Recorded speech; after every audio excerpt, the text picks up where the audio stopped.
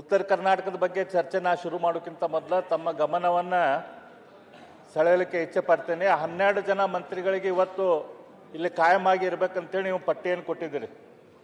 ಈ 12 ಜನದ ಪಟ್ಟಿ ಏನಿದೆ ಇದರಲ್ಲಿ ಕೇವಲ 3 ಜನ ಮಾತ್ರ ಇಲ್ಲದಾರ, 9 ಜನ ಮಂತ್ರಿಗಳು ಇಲ್ಲ. ಈಗ ಎದುರು ಬರ್ತಾರೆ ಅಧಿಕಾರಿಗಳಂತೂ ಪೂರ್ತಿ ಖಾಲಿ ನೋಡ್ರಿ. ಆಯ್ತು, ಪ್ರಾರಂಭ ಮಾಡಿ, ಕಂಟಿನ್ಯೂ ಹೋಗಿ. ಅಲ್ಲ, ಅಧಿಕಾರಿಗಳು ಪೂರ್ತಿ ಖಾಲಿ, ಯಾರು ಮಂತ್ರಿಗಳು ಇಲ್ಲ, ಈಗ ಬರ್ತಾರೆ. ನೆಕ್ಸ್ಟ್ ಅಧಿಕಾರಿಗಳು ಇಲ್ಲ ಅಂತಂದ್ರ ಹೆಂಗ? ಒಂದು ದಿವಸಕ್ಕೆ ಯಾರದಾರ ನೋಡ್ರಿ, ಡ್ಯೂಟಿ ಮೇಲೆ ಇದ್ದಂತ ಲಿಸ್ಟ್ ನ ಹೇಳ್ತೇನೆ. ಅರವಿಂದ್, ಈಗ 8 ಜನ ಇದೀವಿ, ಮಾತಾಡಿ. ಮಾನ್ಯ ಅಧ್ಯಕ್ಷರೇ, 13ನೇ ಅಧಿವೇಶನ ನಮ್ಮ ಬೆಳಗಾವಿಯಲ್ಲಿ ನಡೀತಾ ಇದೆ. ಈ 13 ಅಧಿವೇಶನಗಳಲ್ಲಿ ಕೂಡ ಭಾಗವಹಿಸುವಂಥ ಅವಕಾಶ ನನಗೆ ಬಂದೈತೆ. ಪ್ರತಿಯೊಂದು ಬಾರಿ ಬೆಳಗಾಂದಲ್ಲಿ, ಉತ್ತರ ಕರ್ನಾಟಕದಲ್ಲಿ ಅಧಿವೇಶನ ಆದಾಗ ಕಿತ್ತೂರು ಕರ್ನಾಟಕದ ಜನ, ಕಲ್ಯಾಣ ಕರ್ನಾಟಕದ ಜನ ಭಾಳ ಅಂದ್ರೆ ಭಾಳ ಖುಷಿ ಪಡ್ತಾರೆ. ಬೆಳಗಾಂದಲ್ಲಿ, ಉತ್ತರ ಕರ್ನಾಟಕದಲ್ಲಿ ಅಧಿವೇಶನ ಆಗ್ತಾ ಇದೆ, ಏನೋ ನಮ್ಮ ಭಾಗ್ಯದ ಬಾಗಿಲು ತೆಗೆದು ಬಿಡ್ತೈತಿ, ಭರವಸೆಗಳ ಮಹಾಪೂರ ಏನಿತ್ತು ಅದೆಲ್ಲ ಈಡೇರ್ತೈತಿ, ನಮ್ದೆಲ್ಲ ಕಷ್ಟ ನಷ್ಟ ದುಃಖ ಎಲ್ಲ ತೀರ್ತಾವನೋ ಅಂಥೇಳಿ ಭಾಳ ಸಂತೋಷ ಪಡ್ತಾರೆ. ಇಡೀ ರಾಜ್ಯದಿಂದ ಎಲ್ಲ ಕಡೆ MLAಗಳು ಬರ್ತಾರೆ, ಇಡೀ ರಾಜ್ಯದಿಂದ ಜನಪ್ರತಿನಿಧಿಗಳು ಇಲ್ಲಿರ್ತಾರೆ, ಅಧಿಕಾರಿಗಳು ಇರ್ತಾರೆ, ನಮ್ಮ ಪತ್ರಿಕಾ ಮಿತ್ರರು ಕೂಡ ಇರ್ತಾರೆ.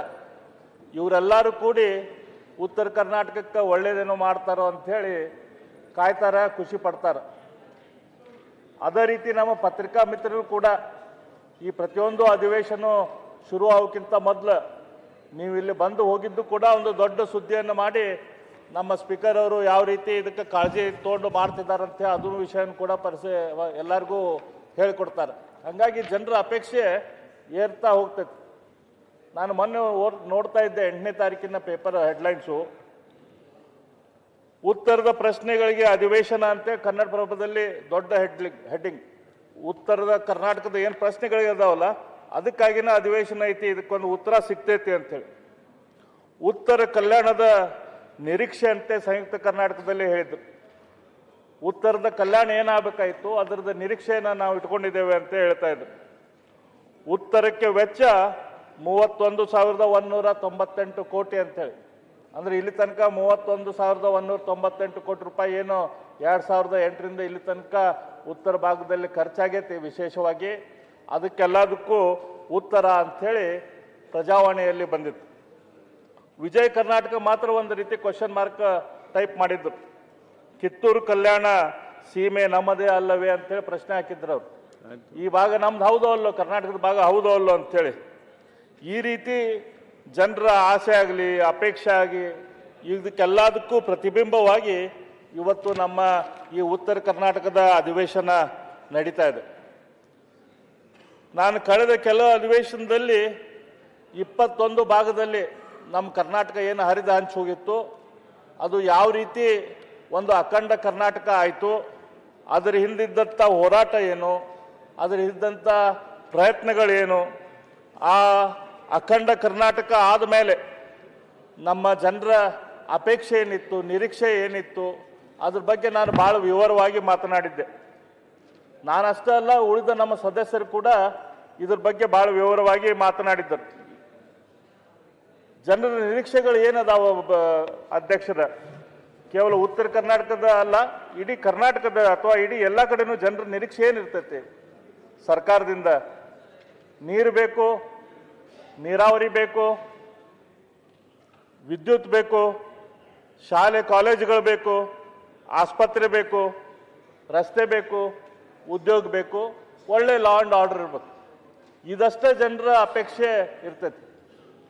ಈ ಅಪೇಕ್ಷೆಗಳನ್ನು ಸರ್ಕಾರ ಬೇರೆ ಬೇರೆ ರೀತಿಯಿಂದ ಅದನ್ನು ತೀರ್ಸಕ್ಕೆ ಪ್ರಯತ್ನ ಮಾಡ್ತೈತಿ. ಆ ಸರ್ಕಾರ ಮಾಡಿದಂಥ ಪ್ರಯತ್ನಕ್ಕೆ ತನ್ನದೇ ಆದ ಒಂದು ಮಾನದಂಡವನ್ನು ಕೂಡ ಅದು ಇಟ್ಕೊಂಡೈತಿ ಮೆಜರ್ಮೆಂಟ್ ಮಾಡಕ್ಕೆ.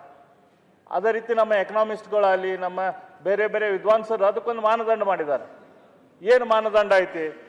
ನಮ್ಮ GDP ಏನೈತಿ, ಪರ್ ಕ್ಯಾಪಿಟಾ ಇನ್ಕಮ್ಮು ಅಂದರೆ ಪ್ರತಿಯೊಬ್ಬರ ವೈಯಕ್ತಿಕ ಉತ್ಪನ್ನ ಏನೈತಿ, ಪ್ರತಿಯೊಂದು ಮನೆಯಲ್ಲಿ ಯಾವ ಮನೆಯಲ್ಲಿ ಎಷ್ಟು ಟಾಯ್ಲೆಟ್ಗಳಿದಾವ, ಎಲೆಕ್ಟ್ರಿಸಿಟಿ ಇದ್ದಂಥ ಮನೆಗಳು ಎಷ್ಟು, ಪಕ್ಕಾ ಮನೆಗಳೆಷ್ಟು, ಕಚ್ಚಾ ಮನೆಗಳೆಷ್ಟು, ಆ ಮನೆಯಲ್ಲಿ ಅಥವಾ ಆ ಭಾಗದಲ್ಲಿ ಕೃಷಿ ಬಿಟ್ಟು ಬೇರೆ ನೌಕರಿ ಮಾಡುವಂಥ ಜನರು ಎಷ್ಟಿದ್ದಾರೆ, ಗಂಡು ಮಕ್ಕಳ ವಿದ್ಯಾಭ್ಯಾಸ ಎಷ್ಟೈತಿ, ಹೆಣ್ಣು ಮಕ್ಕಳ ವಿದ್ಯಾಭ್ಯಾಸ ಎಷ್ಟೈತಿ, ಎಷ್ಟು ಮಕ್ಕಳು ಸ್ಕೂಲಿಗೆ ಜಾಯ್ನ್ ಆಗ್ತಾರ, ಎಷ್ಟು ಮಕ್ಕಳು ಮಿಡ್ಲ್ ಸ್ಕೂಲಿಗೆ ಹೋಗ್ತಾರ, ಎಷ್ಟು ಮಕ್ಕಳು ಹೈಸ್ಕೂಲಿಗೆ ಹೋಗ್ತಾರ, ಅದರಲ್ಲಿ ಎಷ್ಟು ಮಕ್ಕಳು ಕಾಲೇಜಿಗೆ ಹೋಗ್ತಾರ, 5 ವರ್ಷದಕ್ಕಿಂತ ಕಡಿಮೆ ಇರುವಂಥ ಮಕ್ಕಳಲ್ಲಿ ರಕ್ತಹೀನತೆ ಇರುವಂಥವ್ರು ಎಷ್ಟು ಅದಾರ, 50 ವರ್ಷ ಇರೋಕ್ಕಿಂತ ಕಡಿಮೆ ಹೆಣ್ಮಕ್ಳಲ್ಲಿ ರಕ್ತಹೀನತೆ ಏನೈತಿ, ಈ ರೀತಿ ಬೇರೆ ಬೇರೆ ಅಂಕಿ ಅಂಶಗಳ ಮೇಲೆ ಆ ಭಾಗ ಮುಂದುವರೆದೈತೋ ಇಲ್ಲೋ ಅನ್ನುವಂಥ ಮಾನದಂಡ ಸರ್ಕಾರ ನಿರ್ಧಾರ ಮಾಡ್ತೈತಿ. ನಮ್ಮ ಕರ್ನಾಟಕ ಸರ್ಕಾರ ತಂದಂಥ ಇದೇನೋ ಒಂದು ರಿಪೋರ್ಟ್ ಐತಿ. ಅದ್ರ ಪ್ರಕಾರ ಇಲ್ಲಿ ಮಾನ್ಯ ನಮ್ಮ ಮಂತ್ರಿಗಳು ಪ್ರಿಯಾಂಕ ಖರ್ಗೆ ಅವರು ಕೂಡ ಇದ್ದಾರೆ. ಈ ನಮ್ಮ ಓವರಾಲ್ ಮಲ್ಟಿ ಡೈಮೆನ್ಷನಲ್ ಇಂಡೆಕ್ಸ್ ಅಂದ್ರೆ ನಾ ಈಗ ಏನೇನು ಹೇಳಿದೆ ಇದು ಮತ್ತು ಬೇರೆ ಎಲ್ಲ ಸಂಖ್ಯೆಗಳನ್ನು ನೋಡಿ ಮಲ್ಟಿ ಡೈಮೆನ್ಷನಲ್ ಇಂಡೆಕ್ಸ್ ಅಂತ ಹೇಳಿ ಮಾಡ್ತಾರೆ. ಮಲ್ಟಿ ಡೈಮೆನ್ಷನಲ್ ಇಂಡೆಕ್ಸ್ ಪ್ರಕಾರ ನಾವು ತೆಗೆದುಕೊಂಡ್ರೆ ಇದ್ರ ಬಗ್ಗೆ ನಾನು ಭಾಳ ವಿವರವಾಗಿ ಹೋದ ಸದನದಲ್ಲಿ ಮಾತಾಡಿದ್ದೆ, ಹಾಗಾಗಿ ಈ ಸದನದಲ್ಲಿ ಮಾತಾಡೋದಿಲ್ಲ, ಆದರೆ ಅದನ್ನು ಟಚ್ ಮಾಡ್ತೇನೆ ಅಷ್ಟೇ.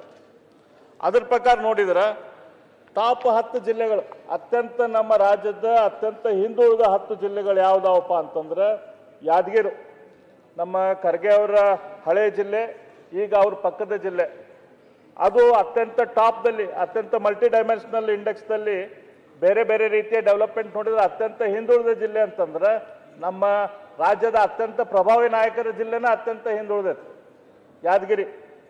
ಕಲಬುರಗಿ, ಅದರ ನಂತರ ವಿಜಾಪುರ, ಅದರ ನಂತರ ರಾಯಚೂರು, ಅದರ ನಂತರ ಬೀದರ್, ಅದರ ನಂತರ ಗದಗ, ಅದರ ನಂತರ ಕೊಪ್ಪಳ, ಅದರ ನಂತರ ಬಳ್ಳಾರಿ, ವಿಜಯನಗರ, ಹಾವೇರಿ. ಈ ರೀತಿ ಟಾಪ್ ಜಿಲ್ಲೆಗಳು ಹಿಂದುಳಿದಿದ್ದು ಯಾವಪ್ಪ ಅಂತಂದ್ರೆ ಉತ್ತರ ಕರ್ನಾಟಕದ ಜಿಲ್ಲೆಗಳ. ಈ ರೀತಿ ಪರಿಸ್ಥಿತಿ ಇವತ್ತು 75 ವರ್ಷಗಳಾದರೂ ಕೂಡ ನಮ್ಮ ರಾಜ್ಯದಲ್ಲೇ ಐತಿ. ನಾನು ಅನ್ಕೊಂಡಿದ್ದೆ ಈ ಎಲ್ಲ ವಿಷಯಗಳ ಬಗ್ಗೆ ಕಳೆದ ಇಷ್ಟ ಅಧಿವೇಶನದಲ್ಲಿ ತಾವು ಉತ್ತಮವಾಗಿ ಚರ್ಚೆಗೆ ಅವಕಾಶ ಮಾಡಿಕೊಟ್ಟಿದ್ದೀರಿ. ಈ ಸರ್ತಿ ಅಧಿವೇಶನ ಶುರು ಆಗ್ಬೇಕಾರೆ ನಾನು ತಮಗೂ ಕೂಡ ಒಂದು ಪತ್ರ ಬರೆದಿದ್ದೆ.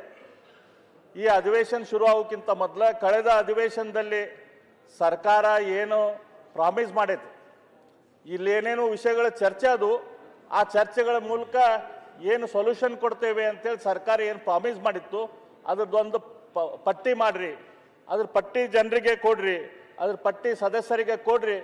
ಅಂದ್ರೆ ನಾವು ಒಂದು ಪ್ಲಾನ್ ಆಫ್ ಆ್ಯಕ್ಷನ್ ಇತ್ತಂದ್ರೆ ಇದ್ರ ಮುಂದೆ ಹೆಂಗೆ ಹೋಗ್ಬೇಕಂತ ಆ್ಯಕ್ಷನ್ ಇತ್ತಂದ್ರೆ ಅದ್ರ ಮೇಲೆ ಈ ಭಾಗದ ಅಭಿವೃದ್ಧಿಗೆ ನಾವು ಒಂದು ನೀಲನಕ್ಷೆ ಹಾಕಕ್ಕಾಗ್ತೈತಿ ಅಂತ ಏನು ಒಂದು ಪತ್ರವನ್ನು ತಮಗೆ ಬರೆದಿದ್ದೆ.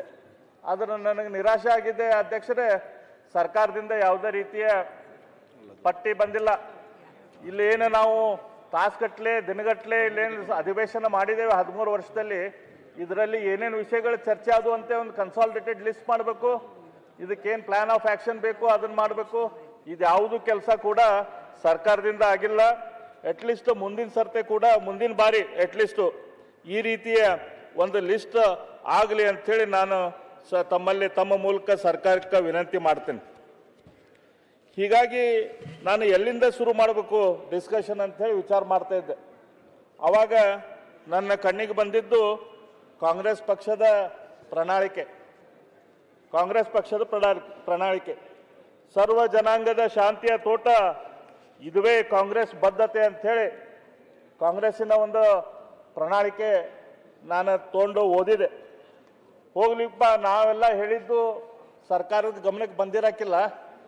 ಕಾಂಗ್ರೆಸ್ ಪಕ್ಷನ ಏನು ಪ್ರಣಾಳಿಕೆಯಲ್ಲಿ ಹೇಳಿದೆ, ಏನು ಮಾಡ್ತೇವೆ ಅಂತ ಹೇಳಿದಾರ, ಅದ್ರ ಪ್ರಕಾರ ಏನೇನಾಗಿದೆ ಏನೇನಾಗಿಲ್ಲ ಅಂಥೇಳಿ ನಾನು ಸ್ವಲ್ಪ ಕಣ್ಣು ಹಾಯಿಸಿದೆ. ನಾನು ಇದ್ರ ಬಗ್ಗೆ ಭಾಳ ವಿವರವಾಗಿ ಏನೋ ಮಾತಾಡಕ್ಕೆ ಹೋಗೋದಿಲ್ಲ, ಆದ್ರೆ ಏನು ಪ್ರಮುಖ ವಿಷಯಗಳೇನದಾವಲ್ಲ ಅದ್ರ ಬಗ್ಗೆ ನಾನು ಮಾತಾಡ್ತೇನೆ. ಇದರಲ್ಲಿ ಪ್ರಮುಖ ಅಂತಂದ್ರೆ ನಮ್ಮ ಉತ್ತರ ಕರ್ನಾಟಕದ ಪ್ರಶ್ನೆ ಬಂದಾಗ ನಾವೆಲ್ಲರೂ ಧ್ವನಿ ಎತ್ತೋದಂತಂದ್ರೆ ಕೃಷ್ಣೆಯ ಬಗ್ಗೆ ಅಂತಂದ್ರೆ ಇಲ್ಲೇ ನೀರಾವರಿಯ ಬಗ್ಗೆ. ನಿಮ್ಮ ಕಾಂಗ್ರೆಸ್ಸಿನ ಈ ಪ್ರಣಾಳಿಕೆಯಲ್ಲಿ ಏನು ಕೊಟ್ಟಿದ್ದಾರೆ ಅಧ್ಯಕ್ಷರೇ, ಮುಂದಿನ 5 ವರ್ಷಗಳಲ್ಲಿ ನೀರಾವರಿಗಾಗಿ 150 ಲಕ್ಷ ಕೋಟಿ ವಿನಿಯೋಗ. ಕಾಂಗ್ರೆಸ್ ನಡೆಗೆ ಕೃಷ್ಣಾ ಕಡೆಗೆ ಅಂಥೇಳಿ ಹೊಸಪೇಟೆಯಿಂದ ಕೂಡಲ ಸಂಗಮ್ ತನಕ ಮೊನ್ನೆ ಮಾನ್ಯ ಮುಖ್ಯಮಂತ್ರಿಗಳು ಸಿದ್ದರಾಮಯ್ಯನವರು ಅವಾಗ ಪಾದಯಾತ್ರೆ ಮಾಡಿದರು. ಎಲ್ಲ ಕಾಂಗ್ರೆಸ್ಸಿನ ನಾಯಕರು ಅದರಲ್ಲಿ ಜೊತೆ ಇದ್ದರು. ನಾವೇನು ಅಧಿಕಾರಕ್ಕೆ ಬಂದ್ಬಿಟ್ರೆ ಕೃಷ್ಣದ ಎಲ್ಲ ಪ್ರಾಜೆಕ್ಟ್ಗಳನ್ನ ಕಂಪ್ಲೀಟ್ ಮಾಡ್ತೇವೆ ಅನ್ನುವಂಥ ಒಂದು ಭರವಸೆಯನ್ನು ಜನರಿಗೆ ಕೊಟ್ಟರು.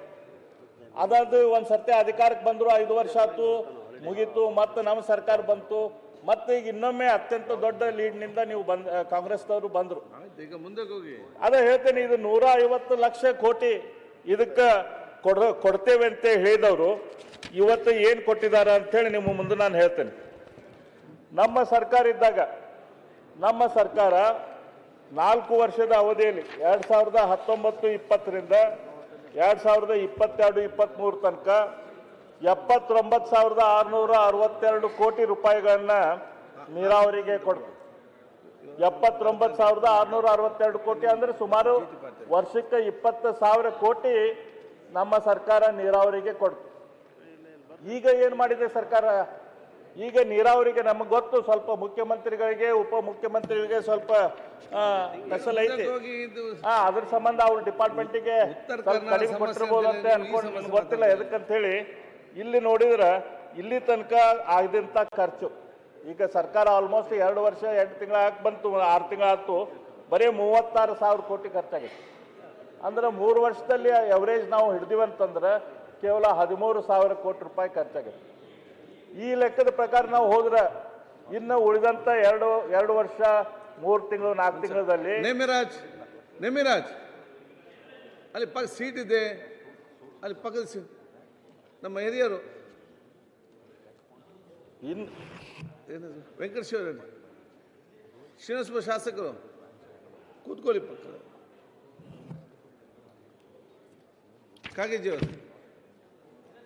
ಕಾಗೆ ಅವರೇ ಅಲ್ಲಿ ಅಲ್ಲಿ ಸೀಟ್ ಇದೆ ಅಲ್ಲ, ಯಾಕೆ ಸೀಟ್ ಮಾತಾಡಿ. ಇನ್ನು 2 ವರ್ಷ 3 ತಿಂಗಳಲ್ಲಿ ಮಾನ್ಯ ಅಧ್ಯಕ್ಷರೇ 1,17,000 ಕೋಟಿ ರೂಪಾಯಿ ಖರ್ಚು ನಮ್ಮ ಸರ್ಕಾರ ನೀರಾವರಿಗೆ ಮಾಡಬೇಕಾಗ್ತದೆ. ಈ ರೀತಿ ಮಾಡಕ್ಕೆ ಸಾಧ್ಯ ಐತೇನೋ? ಈ ರೀತಿ ಸರ್ಕಾರದ ಕೊಡುವಂಥ ಬದ್ಧತೆ ಐತೇನೋ? ನಾನು ಇದನ್ನ ಪ್ರಶ್ನೆಯನ್ನು ಸರ್ಕಾರಕ್ಕೆ ಇಡ್ತೇನೆ. ಇದು ತಮ್ಮ ಉತ್ತರದಲ್ಲಿ ಇದ್ರ ಬಗ್ಗೆ ಸ್ಪಷ್ಟವಾಗಿ ಹೇಳ್ಬೇಕು. ಯಾಕಂದ್ರೆ ಇದು ನಾವು ಹೇಳ್ತಾ ಇರೋದಲ್ಲ, ಕಾಂಗ್ರೆಸ್ ಪಕ್ಷದ ಪ್ರಣಾಳಿಕೆ ಪ್ರಕಾರ 1,50,000 ಕೋಟಿ ಏನು ಕೊಡ್ತೇವೆ ಅಂತ ಹೇಳ್ತೀರಿ. ಅದ್ರಾಗ ಇಲ್ಲಿ ತನಕ ಕೇವಲ ವರ್ಷಕ್ಕೆ 13,000 ಕೋಟಿ ರೂಪಾಯಿ ರಿಲೀಸ್ ಆಗೈತಿ, ಬ್ಯಾಲೆನ್ಸ್ ಅಮೌಂಟ್ ರಿಲೀಸ್ ಆಗಿಲ್ಲ. ವರ್ಷಕ್ಕೆ ನಮ್ಗೆ 30,000 ಕೋಟಿ ರೂಪಾಯಿ ರಿಲೀಸ್ ಆಗಬೇಕಾಗಿತ್ತು. ಆದ್ರೆ ನೀರಾವರಿಗೆ ಕೇವಲ ಇಷ್ಟು ಕಡಿಮೆ ಪ್ರಮಾಣದ ದುಡ್ಡನ್ನು ರಿಲೀಸ್ ಮಾಡಿದಾಗಿದೆ. ಇವತ್ತು ಕೃಷ್ಣೆ ಬಗ್ಗೆ ಅದನ್ನ 524 ಮೀಟರ್ ಏರಿಸ್ಬೇಕಂತಂದ್ರೆ ನಾವು ಮಾಡ್ಬೇಕಂತಂದ್ರೆ ಈಗ ಆಲ್ರೆಡಿ ನಮ್ಮ ಇಂಜಿನಿಯರ್ಸ್ ಮಾಡಿದ ಪ್ರಕಾರ ಆ ಗೇಟ್ಗಳನ್ನು ಬರೋಬ್ಬರಿ 519ರಿಂದ 524 ಮಾಡಕ್ಕೆ ಒಂದು 6 ತಿಂಗಳ ಟೈಮ್ ಭಾಳ ಅಂದ್ರೆ ಸಾಕು, ಅದಕ್ಕಿಂತ ಹೆಚ್ಚು ಬೇಕಾಗೋದಿಲ್ಲ. ಆ ಗೇಟನ್ನು ಕರೆಕ್ಷನ್ ಮಾಡಿ ಒಮ್ಮೆಲ್ಗೆ 524 ಮೀಟರ್ದು ನೀರು ನಿಲ್ಸಕ್ಕೆ ಸಾಧ್ಯ ಆಕೈತಿ. ಆದರೆ ಇನ್ನೂ ತನಕ ಯಾಕಾಗಿಲ್ಲ ಅಂತಂದ್ರೆ ಹಿಂದೆ ಪ್ರಾಧಿಕಾರದ ಆದೇಶ ಏನು ಬಂತು, ಅದ್ರ ಮೇಲೆ ಬೇರೆ ಬೇರೆ ಸರ್ಕಾರಗಳು ಕೋರ್ಟಿಗೆ ಹೋಗಿದಾವೆ. ಮಹಾರಾಷ್ಟ್ರ ಸರ್ಕಾರ ಇದ್ರ ಮೇಲೆ ಆರ್ಗ್ಯುಮೆಂಟ್ ಮಾಡೈತಿ, ಕರ್ನಾಟಕ ಸರ್ಕಾರ ಆರ್ಗ್ಯುಮೆಂಟ್ ಮಾಡೈತಿ, ತೆಲಂಗಾಣ ಸರ್ಕಾರ ಆರ್ಗ್ಯುಮೆಂಟ್ ಮಾಡೈತಿ, ಇನ್ನೊಂದು ಆಂಧ್ರ ಸರ್ಕಾರದ ಒಂದು ಆರ್ಡರ್ ಆಗಬೇಕಾಯ್ತು. ಈ ಆಂಧ್ರ ಸರ್ಕಾರದ ಆರ್ಗ್ಯುಮೆಂಟ್ ಆಯ್ತಂದ್ರೆ ಸುಪ್ರೀಂ ಕೋರ್ಟು ಆರ್ಡರ್ ಕೊಡ್ತೈತಿ. ಅದು ಕೊಟ್ಟಕೂಳೆ ನಾವು ಅಷ್ಟೊತ್ತಿಗೆ ನಾವು ತಯಾರಿರ್ಬೇಕಾಗ್ತೈತಿ. ಭೂಮಿಯನ್ನು ನಾವು ತೆಗೆದುಕೊಂಡು ಬಂದು ನಮ್ಮ ಸರ್ಕಾರ ಇದ್ದಾಗ ಏನು ಅಧಿಕಾರ ಹಸ್ತಾಂತರ ನಮ್ಮ ಸರ್ಕಾರ ಬೊಮ್ಮಾಯಿ ಸರ್ಕಾರ ಹಸ್ತಾಂತರ ಮಾಡ್ತು, ಆ ಸಂದರ್ಭದಲ್ಲಿ ಲ್ಯಾಂಡ್ ಅಕ್ವಿಸಿಷನ್ ಆಫೀಸರ್ ಅಕೌಂಟ್ದಾಗ 2,000 ಕೋಟಿ ರೂಪಾಯಿ ಇಟ್ಟು ಹೋಗಿದ್ರು. ಆದ್ರೆ ಅವತ್ತಿನಿಂದ ಇಲ್ಲಿ ತನಕ ಒಂದು ಎಕರೆ ಅಕ್ವಿಸಿಷನ್ ಹೊಸದಾಗಿ ಆಗಿಲ್ಲ. ಮೊನ್ನೆ ಒಂದು ಮೀಟಿಂಗ್ ಮಾಡಿ 40 ಲಕ್ಷ ರೂಪಾಯಿ ಇರಿಗೇಟೆಡ್ ಲ್ಯಾಂಡಿಗೆ, 30 ಲಕ್ಷ ರೂಪಾಯಿ ನಾನ್ ಇರಿಗೇಟೆಡ್ ಲ್ಯಾಂಡಿಗೆ ಕೊಡ್ತೇವಂತೇನು ಹೇಳಿದಾರ. ಅದ್ರ ಬಿಟ್ಟು ಮತ್ತೇನೂ ಆಗಿಲ್ಲ.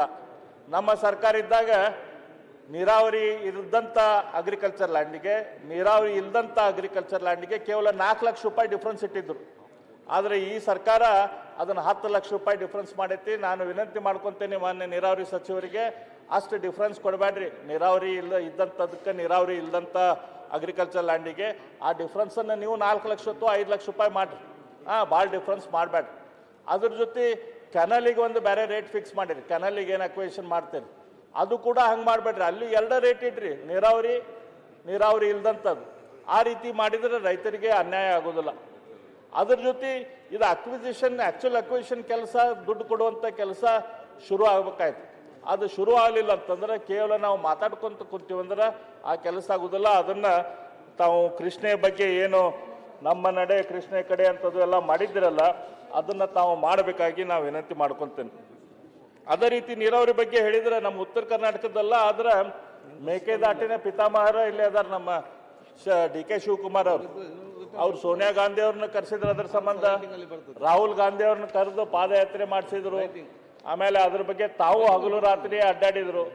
ಇವತ್ತು ಮೇಕೆದಾಟಿನ ಬಗ್ಗೆ ತಮಿಳುನಾಡಿನ ರಿಟ್ ಪಿಟಿಷನ್ ಏನಿತ್ತು ಅದನ್ನು ಸುಪ್ರೀಂ ಕೋರ್ಟ್ ರಿಜೆಕ್ಟ್ ಮಾಡೈತಿ. ಇವತ್ತು ಮೇಕೆದಾಟಿನ ಕೆಲಸ ಶುರು ಮಾಡ್ಬೋದು. ಮೇಕೆದಾಟಿನ ಬಗ್ಗೆ ಹೋರಾಟ ಮಾಡಿ ಮಾಡಿ ಮಾಡಿ ಓಟನ್ನು ತೆಗೆದುಕೊಂಡಂಥ ಕಾಂಗ್ರೆಸ್ ಪಕ್ಷ ಮೇಕೆದಾಟಿನ ಬಗ್ಗೆ ಇನ್ನೂ ತನಕ ಯಾಕೆ ಕೆಲಸ ಶುರು ಮಾಡಿಲ್ಲ ನನಗೆ ಗೊತ್ತಾಗ್ತಾ ಇಲ್ಲ. ಯಾಕಲ್ಲಿ ತಮಿಳುನಾಡಲ್ಲಿ ಮಿತ್ರರು ಇಂಡಿ ಆಯಿತು ಇಲ್ಲೋ ಗೊತ್ತಿಲ್ಲ. ಅದಾಗ ಅದು ಒಂದು ಅಲಯನ್ಸು, ಅದು ಇಂಡಿ ಅಲಯನ್ಸ್ದವರು ಅವ್ರೇನು ಸಿಟ್ಟಿಗೆ ಹೇಳ್ತಾರಂತೇಳಿ ನಮ್ಮ ಮಂತ್ರಿಗಳು ಇನ್ನೂ ಆ ಕೆಲಸ ಶುರು ಮಾಡಿಲ್ಲೋ ಏನೋ ಗೊತ್ತಿಲ್ಲ. ಅವ್ರಿಗೆ ನಾವು ವಿನಂತಿ ಮಾಡ್ಕೊತೀನಿ, ಬೇಗನೆ ಈ ಕೆಲಸ ಶುರು ಮಾಡ್ರಿ ಅಂತೇಳಿ. ಈಡಾಗ್ತೀರಾ? ಹೇಳ್ತೀನಿ. ನೀವು ಚೀಫ್ ಮಿನಿಸ್ಟರ್ ಆಗಬೇಕು ಅಂತಿದ್ದವರು, ಅಪೋಸಿಷನ್ ಲೀಡರ್ ಆಗಬೇಕು ಅಂತಿದ್ದವರು, ನೀವು ಇಷ್ಟು ಎಕ್ಸ್ಪೀರಿಯನ್ಸ್ ಇದೆ. ನಿಮ್ಮ ತಂದೆ ಜೊತೆ MLA ಇದ್ದೆ ನಾನು. ಈಗ ಮೊನ್ನೆ ತಾನೇ ಭಾಳ ಕಷ್ಟಪಟ್ಬಿಟ್ಟು ಏನೋ ಕೋರ್ಟ್ ಅವರು ನಮಗೆ ಜಜ್ಮೆಂಟ್ ಕೊಟ್ಟಿದ್ದಾರೆ. 6 ತಿಂಗಳು ಟೈಮ್ ಕೊಟ್ಟಿದ್ದಾರೆ ನಿಮಗೆ. ಯಾರಿಗೆ? ಸೆಂಟ್ರಲ್ ಗೌರ್ಮೆಂಟ್ಗೆ, CWCಗೆ. ನೀವು ಹೊಸದಾಗಿ ಕ್ಲಿಯರೆನ್ಸ್ ಮಾಡಬೇಕು. ನಮಗೇನು ಇದಕ್ಕೆ ಅವಕಾಶ ಇಲ್ಲ. ನಮಗೆ supreme court involve, it is not A technical committee. ಏನಿದ್ರು ಸರ್ಕಾರನೇ ತೀರ್ಮಾನ ಮಾಡಬೇಕು ಅಂತ ಹೇಳಿದ್ದಾರೆ. ನಾನು ನಿಮ್ಮೆಲ್ಲರೂ ಕೂಡ ನಮ್ರತೆಯಿಂದ ಕೈ ಮುಗಿದು ಕೇಳ್ಕೊಳ್ತೇನೆ. CWC ಎಲ್ಲ ಅರ್ಜಿ ಎತ್ಕೊಂಡೋಗಿ ಹಾಕ್ತೀನಿ. ರಿವೈಸ್ಡ್ DPR ಕೂಡ ಸಲ್ಲಿಸ್ತಾ ಇದ್ದೀನಿ. ನೀವೆಲ್ಲ ಸೇರಿ ನೀವು ಮಾಡಿದ್ರೆ ಆದಷ್ಟು ಜಲ್ದಿ ನಿಮ್ಮನ್ನೆಲ್ಲ ಕರ್ಕೊಂಡೋಗಿ ಭೂಮಿ ಪೂಜೆ ಮಾಡಿ ಪ್ರಾರಂಭ ಮಾಡೋಂಥ ಸಂಕಲ್ಪ ಈ ತಾಯಿ ಕಾವೇರಿ ಕೊಟ್ಟಿದ್ದಾರೆ. ಅದಕ್ಕೆ ನೀವೆಲ್ಲ ಸಹಕಾರ ಕೊಡಬೇಕು. ಇಷ್ಟು ನಯ ವಿನಯ ಅದು ಎಲ್ಲಿಂದ ಬಂತು ಸರ್ ನಿಮ್ಗೆ? ಎಲ್ಲ ನೀವೇ ಕೈ ಮುಗಿದು ಹಿಂಗೆಲ್ಲ ನಯ ವಿನಯ. ಇದೇ DK ಶಿವಕುಮಾರ, ಹೊಸ ಶಿವಕುಮಾರ? ಸರ್ ಮನೆ ಅಧ್ಯಕ್ಷರೇ, ಹೊಸ ರೂಪು DK ಉತ್ತರ ಕನ್ನಡದ ಚರ್ಚೆ ನಮ್ದೇ. ನಾವೇನ್ ಬದಲಾಯಿಸ್ತಿಲ್ಲ. DK ಶಿವಕುಮಾರ್ ಅಂದ್ರೆ ಅದಕ್ಕೊಂದು ಕಲ್ಪನೆ ಇದೆ.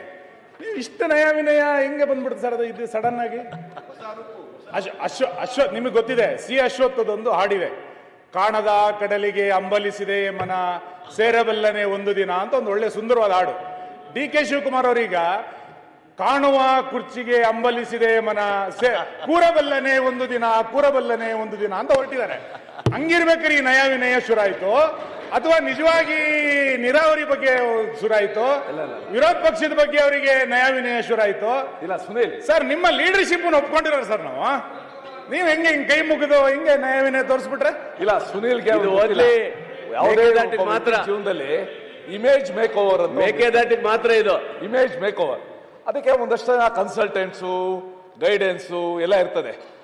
ಆ ಒಂದು ಹಾಕೊಂಡಿದ್ದೀರಲ್ಲ, ಅದು ಕೂಡ ಒಂದು ಭಾಗನ ಅದು ಒಂದು ಅಷ್ಟೇ. ನಮ್ಮ ಕೇಂದ್ರದ ನೀರಾವರಿ ಮಂತ್ರಿಗಳು ಏನಿದ್ದಾರೆ, water resource minister CR Patil, ಅವ್ರಿಗೆ ಬಹಳ ಆತ್ಮೀಯ ಸಂಬಂಧ DK ಶಿವಕುಮಾರ್ ಅವರು. ವಿನಂತಿ ಮಾಡ್ಕೊಳ್ತೇನೆ, ಅದನ್ನ ನಮ್ಮ ಮೇಕೆದಾಟಿಗೆ ಕೂಡ ಸ್ವಲ್ಪ ಗಮನ ಕೊಡಿ. ಅದಕ್ಕಿಂತ ಜೊತೆ ಹೆಚ್ಚಾಗಿ ಆಯ್ತು, ಎಲ್ಲರಿಗೂ ಬೇಕು. ಕಾವೇರಿ ಬೇಕು, ಮಾದಾಯಿ ಬೇಕು, ಕೃಷ್ಣ ಬೇಕು. ಆದ್ರೆ ಅದಕ್ಕೆಲ್ಲ ಆಲ್ ಅವರ್ ಪ್ರಾಜೆಕ್ಟ್ ಇನ್ನೇನು ಇವೆಲ್ಲ ಟೆಂಪ್ರರಿ. ನಮ್ಮೆಲ್ಲರಿಗೂ ಬೇಕು. ಅಲ್ಟಿಮೇಟ್ಲಿ ನಾವೆಲ್ಲ ಫೈಟ್ ಮಾಡ್ತಾ ಇರೋದು ಯಾರಿಗೆ? ಜನರಿಗೋಸ್ಕರ. ಎಲ್ಲ ಸೇರಿ ಒಟ್ಟಿಗೆ ಮಾಡೋಣ. ಜತೆಗೂಡುವುದು ಆರಂಭ, ಜತೆಗೂಡಿ ಚರ್ಚಿಸುವುದು ಪ್ರಗತಿ, ಜತೆಗೂಡಿ ಕೆಲಸ ಮಾಡೋದು ಯಶಸ್ಸು. ಆದ್ರೆ ಇದಕ್ಕೆಲ್ಲ ಮೂಲ ಅಂತಂದ್ರೆ ದುಡ್ಡು ಬೇಕಲ್ಲ ಸರ್. ದುಡ್ಡು 1,50,000 ಕೋಟಿ ಕೊಡ್ತೇವೆ ಅಂತೇಳಿ ನೀವೇ ಹೇಳ್ತೀರಿ. ನೀವು ಮಾಡಿದ್ದ ಮಾಡಿ ಪ್ರಣಾಳಿಕೆ, ನಾನು ಅದ್ರ ಬಗ್ಗೆ 25 ನಿಮಿಷ ಆಯ್ತು, ಬೇಗ ಮುಗಿಸ್ಬೇಕು. ಆಯ್ತು ಸರ್. ನಿನ್ನೆ ನಾನು ನೋಡ್ತಾ ಇದ್ದೆ, 2.5 ಗಂಟೆ ನಮ್ಮ ಒಂದ್ ನಿಮಿಷ ಪ್ರತಿಪಕ್ಷ ನಾಯಕರು, ಮುಖ್ಯಮಂತ್ರಿ ನಮ್ಮ ವಿರೋಧ ಪಕ್ಷದ ಧುರೀಣರು ಮಾತಾಡಿದ್ರು ಅಷ್ಟೇ. ಅದಾದ ಮೇಲೆ ಕೃಷ್ಣಪ್ಪ ಅವ್ರು ಮಾತಾಡಿದ್ರು. ಎಷ್ಟು ಹೊತ್ತು ಮಾತಾಡಿದ್ರು? ಅವರು 30 ನಿಮಿಷ ಮಾತಾಡಿದ್ರು. ಒಂದು ಗಂಟೆ ನಮ್ಮ ಶಿವಲಿಂಗೇಗೌಡರು ಮಾತಾಡಿದರು, ವಿಜೇಂದ್ರ ಅವರು ಮಾತಾಡಿದ್ರು, ನಮ್ಮ ಉತ್ತರ ಕರ್ನಾಟಕದವರು ಜೊಲ್ಲೆ ಅವರು ಮಾತಾಡಿದ್ದು ಕೇವಲ 17 ನಿಮಿಷ. ಅವರೆಲ್ಲ ಮಾತು ನಿಮ್ಮ ವಿಷಯವೇ ಅಲ್ಲ, ನಮ್ಗೆ ಉತ್ತರ ಕರ್ನಾಟಕದವ್ರಿಗೆ ಇಲ್ಲೂ ಕೂಡ ಅನ್ಯಾಯ ಮಾಡಕ್ ಹೋಗ್ಬೇಡ್ರಿ ನೀವು. ಅನ್ಯಾಯ ಇಲ್ಲ, ಬೇಗ ಬೇಗ ಮಾತಾಡಿ ಈಗ ಅಂತ ಹೇಳಿ. ಪ್ರಶ್ನೆ ಕೇಳಿದಕ್ಕೆ 45 ನಿಮಿಷ ಅದೇನೇ ಚರ್ಚೆ ಇತ್ತಲ್ಲ, ಈಗ ಇದು ವಿಷಯ ಡೈವರ್ಟ್ ಆಗುದು. ಬೇಗ ಬೇಗ ನಾನು ವಿಷಯ ಡೈವರ್ಟ್ ಮಾಡ್ತಾ ಇಲ್ಲ, ಕೇವಲ ಉತ್ತರ ಕರ್ನಾಟಕದ ವಿಷಯಗಳನ್ನ ಮಾತಾಡ್ತಾ ಇದ್ದೇನೆ. ಅದೇ ರೀತಿ ನಮ್ಮ ಹೆಲ್ತ್ ಬಗ್ಗೆ ನಾವು ತಗೊಂಡಿವಿ ಅಂತಂದ್ರೆ, ನಮ್ಮ ಹುಬ್ಬಳ್ಳಿಯಲ್ಲಿ KMC ಇದೆ. KMC ತಮಗೂ ಕೂಡ ಗೊತ್ತು, ತಾವು ಕೂಡ ಅದನ್ನು ಡಿಪಾರ್ಟ್ಮೆಂಟ್ ಮೊದಲ ಹ್ಯಾಂಡಲ್ ಮಾಡಿರಿ ಅಂತ ನಾನು ಅನ್ಕೊಂಡಿದ್ದೇನೆ. ಅದೇ ರೀತಿ ನಮ್ಮ ಧಾರವಾಡದಲ್ಲಿ ಡಿಮಾನ್ಸ್ ಅಂತಿದೆ, ಅಂದ್ರೆ ನಮ್ಮ ಧಾರವಾಡ ಹುಚ್ಚರ ಆಸ್ಪತ್ರೆ ಅಂತ ಕರಿತೀವಿ ನಾವು ಧಾರವಾಡ. ಅದಕ್ಕೆ ಉತ್ತರ ಕರ್ನಾಟಕದಲ್ಲಿ ಎಲ್ಲರೂ ಅದಕ್ಕೆ ಹುಚ್ಚರ ಆಸ್ಪತ್ರೆ ಅಂತ ಕರೀತಾರೆ. ಹುಬ್ಬಳ್ಳಿಯಲ್ಲಿ KMC ಐತಿ. ಹುಬ್ಬಳ್ಳಿ KMCಯಲ್ಲಿ 2412 ಬೆಡ್ಗಳದ. ಇಡೀ ರಾಜ್ಯದಲ್ಲಿ ಅತ್ಯಂತ ಹೆಚ್ಚು ಬೆಡ್ಗಳಿರುವಂಥ ಹಾಸ್ಪಿಟ್ಲ್ ಯಾವ್ದಾರು ಇತ್ತಂದ್ರೆ ಅದು ಹುಬ್ಬಳ್ಳಿಯ KMC. ಹುಬ್ಬಳ್ಳಿಯ KMCಗೆ 24 ಕೋಟಿ ರೂಪಾಯಿ ಗುಳಿಗೆ, ಅಲ್ಲಿರುವಂಥ ಹಾಸಿಗೆ ಮೇಲಿನ ಬೆಡ್ಶೀಟು, ಅದಕ್ಕೆಲ್ಲದಕ್ಕೂ ದುಡ್ಡನ್ನು ಊಟ ಎಲ್ಲ ಕೂಡಿ ಸರ್ಕಾರ ಕೊಡ್ತೈತೆ. ಅದಕ್ಕಿಂತ 300 ಬೆಡ್ ಕಡಿಮೆ ಇರುವಂಥ ಬೆಂಗಳೂರು ಮೆಡಿಕಲ್ ಹಾಸ್ಪಿಟ್ಲ್, ಅದಕ್ಕೆ 75 ಕೋಟಿ ರೂಪಾಯಿ ಕೊಡ್ತಾರೆ. ಎಷ್ಟು ಅಧ್ಯಕ್ಷರೇ? 75 ಕೋಟಿ ರೂಪಾಯಿ. ನಾವು ಉತ್ತರ ಕರ್ನಾಟಕದವ್ರಿಗೆ 24 ಕೋಟಿ ರೂಪಾಯಿ, ಇವರಿಗೆ 75 ಕೋಟಿ ರೂಪಾಯಿ, ಅದಕ್ಕಿಂತ ಕಡಿಮೆ ಇರುವಂಥ ಬೆಡ್ ಇರುವಂಥದ್ದು. ಅದೇ ರೀತಿ ನಮ್ಮ ಬಳ್ಳಾರಿಗೂ ಕೂಡ ಕಡಿಮೆ 76 ಕೋಟಿ ರೂಪಾಯಿ. ಇದಕ್ಕೆ ಬೆಂಗಳೂರಿನ ಏನು ವಿಕ್ಟೋರಿಯಾ ಹಾಸ್ಪಿಟ್ಲ್ ಅಂತ ನಾವು ಅಂತೇವಿ, ಆ ಹಾಸ್ಪಿಟ್ಲಿಗೆ ಕೊಟ್ರೆ ಅಲ್ಲಿರುವಂಥ ಬೆಡ್ಗಳ ಸಂಖ್ಯೆ ಕೇವಲ 2142. ನಮ್ಮ KMCಯಲ್ಲಿರುವಂಥ ಬೆಡ್ಗಳ ಸಂಖ್ಯೆ 2404. ಇದು ನಮ್ಮಲ್ಲಿ ಇರುವಂಥ ನಮಗೆ ಮಾಡ್ತಿರುವಂಥ ತಾರತಮ್ಯ. ಬೆಂಗಳೂರಲ್ಲಿ ಈ ಪ್ರಣಾಳಿಕೆ ಪ್ರಕಾರ ಈಗ ಗುಲ್ಬರ್ಗದಲ್ಲಿ ಜಯದೇವ ಹಾಸ್ಪಿಟ್ಲ್ ಇದೆ. ನಮ್ಮ ಸರ್ಕಾರ ಇದ್ದಾಗ ಬೊಮ್ಮಾಯಿ ಅವರು ಉತ್ತರ ಕರ್ನಾಟಕಕ್ಕೆ ಜಯದೇವ ಹಾಸ್ಪಿಟ್ಲಿಗೆ ದುಡ್ಡು ಕೊಟ್ಟರು. ಆದರೆ ಬೆಂಗಳೂರಲ್ಲಿ ಇವತ್ತು ಜಯದೇವ ಇದೆ, ವಿಕ್ಟೋರಿಯಾ ಇದೆ, ಬೋರಿಂಗ್ ಹಾಸ್ಪಿಟ್ಲ್ ಇದೆ, ಇನ್ಸ್ಟಿಟ್ಯೂಟ್ ಆಫ್ ನೆಫ್ರೋ ಯೂರಾಲಜಿ ಐತಿ, ಇನ್ಸ್ಟಿಟ್ಯೂಟ್ ಆಫ್ ಗ್ಯಾಸ್ಟ್ರೋ ಎಂಟ್ರಾಲಜಿ ಐತಿ, ಬೇರೆ ಬೇರೆ ಕಿದ್ವಾಯಿ ಐತಿ, ಕ್ಯಾನ್ಸರ್ ಹಾಸ್ಪಿಟ್ಲ್ ಐತಿ. ಈ ರೀತಿ ಬೇರೆ ಬೇರೆ ಬೇರೆ ಹಾಸ್ಪಿಟ್ಲ್ಗಳದಾವೆ. ನಮಗೆ ಉತ್ತರ ಕರ್ನಾಟಕಕ್ಕೆ ನೋಡಿದ್ರೆ ನಮ್ಗೆ ಜಯದೇವ ಹಾಸ್ಪಿಟ್ಲು ಇಲ್ಲೊಂದು ಗುಲ್ಬರ್ಗದಲ್ಲಿ ಬಿಟ್ಟು ಮತ್ತೆಲ್ಲೂ ಹಾಸ್ಪಿಟ್ಲ್ಗಳು ನಮಗೆ ಕೊಟ್ಟಿಲ್ಲ. ಇದು ನಮಗೆ ಆಗ್ತಿರುವಂಥ ಅನ್ಯಾಯ. ಇದ್ರ ನಂತರ ಈಗ ನೆಕ್ಸ್ಟ್ ಈಗ ಹಿಂದೆ ಅನ್ಯಾಯ ಆಗೈತಿ, ಅದನ್ನ ಮುಂದರ ಸರಿ ಮಾಡಬೇಕು ನಮ್ಮ ಮುಖ್ಯಮಂತ್ರಿಗಳು. ಯಾಕಂದ್ರೆ ಉತ್ತರ ಕರ್ನಾಟಕ ಇವರಿಗೆ ಜೀವದಾನ ಕೊಟ್ಟೈತಿ. ಬಾದಾಮಿಯಿಂದ ಅವ್ರು ಆರಿಸಿ ಬರಲಿಲ್ಲ ಅಂತಂದ್ರೆ ಅವ್ರದ್ದು ಪೊಲಿಟಿಕಲ್ ಲೈಫಿಗೆ ದೊಡ್ಡ ಸೆಟ್ಬ್ಯಾಕ್ ಆಗ್ತಿತ್ತು. ಇಂಥ ದೊಡ್ಡ ನಮ್ಮ ಉತ್ತರ ಕರ್ನಾಟಕದ ಮುಗ್ಧ ಜನ ಅವ್ರಿಗೇನು ಜೀವದಾನ ಕೊಟ್ಟಿದಾರ, ರಾಜಕೀಯ ಪುನರ್ಜನ್ಮ ಕೊಟ್ಟಿದಾರ, ಅದಕ್ಕೆ ತೀರಿಸ್ಬೇಕೋ ಬೇಡೋ. ಆದರೆ ಇಲ್ಲೇನು ಮಾಡ್ತಿದಾರಂತಂದ್ರೆ ಇನ್ಸ್ಟಿಟ್ಯೂಟ್ ಆಫ್ ಎಂಡೋಕ್ರಿಯಾಲಜಿ, ಹೊಸ ಇನ್ಸ್ಟಿಟ್ಯೂಟು, ನಮ್ಮ ಹಾರ್ಮೋನಲ್ ಇಂಬ್ಯಾಲೆನ್ಸ್ ಏನಾಗ್ತೈತಿ, ಅದರಲ್ಲಿ ಏನು ತೊಂದರೆ ಆಗ್ತಾವು, ಇದನ್ನು ತಿಳ್ಕೊಂಡು ಟ್ರೀಟ್ಮೆಂಟ್ ಕೊಡುವಂಥ ಇನ್ಸ್ಟಿಟ್ಯೂಟ್ ಆಫ್ ಎಂಡೋಕ್ರಿಯಾಲಜಿ ಬೆಂಗಳೂರಲ್ಲಿ ಐತೀಗ. ಹೊಸದಾಗಿ ಮತ್ತು ಮೈಸೂರಾಗ ಮಾಡ್ತಿದ್ದಾರೆ. ನಮಗೆ ಮೈಸೂರಿಗೆ ಮಾಡೋದ್ರ ಬಗ್ಗೆ ನಮ್ದೇನು ತೊಂದರೆ ಇಲ್ಲ.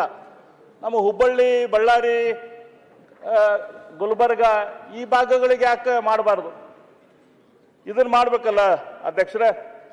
ಇವತ್ತು ಕ್ಯಾನ್ಸರ್, ಇಷ್ಟು ದೊಡ್ಡ ಪ್ರಮಾಣದ ಕ್ಯಾನ್ಸರ್ದ ಪೇಷಂಟ್ಗಳು ಎಲ್ಲ ಕಡೆ ಅದ. ನಮ್ಮಲ್ಲಿ ಕ್ಯಾನ್ಸರ್ದ ಹಾಸ್ಪಿಟ್ಲ್ ಇಲ್ಲ, ಅದ್ರ ಬಗ್ಗೆ ಸರ್ಕಾರದ ವಿಚಾರ ಇಲ್ಲ.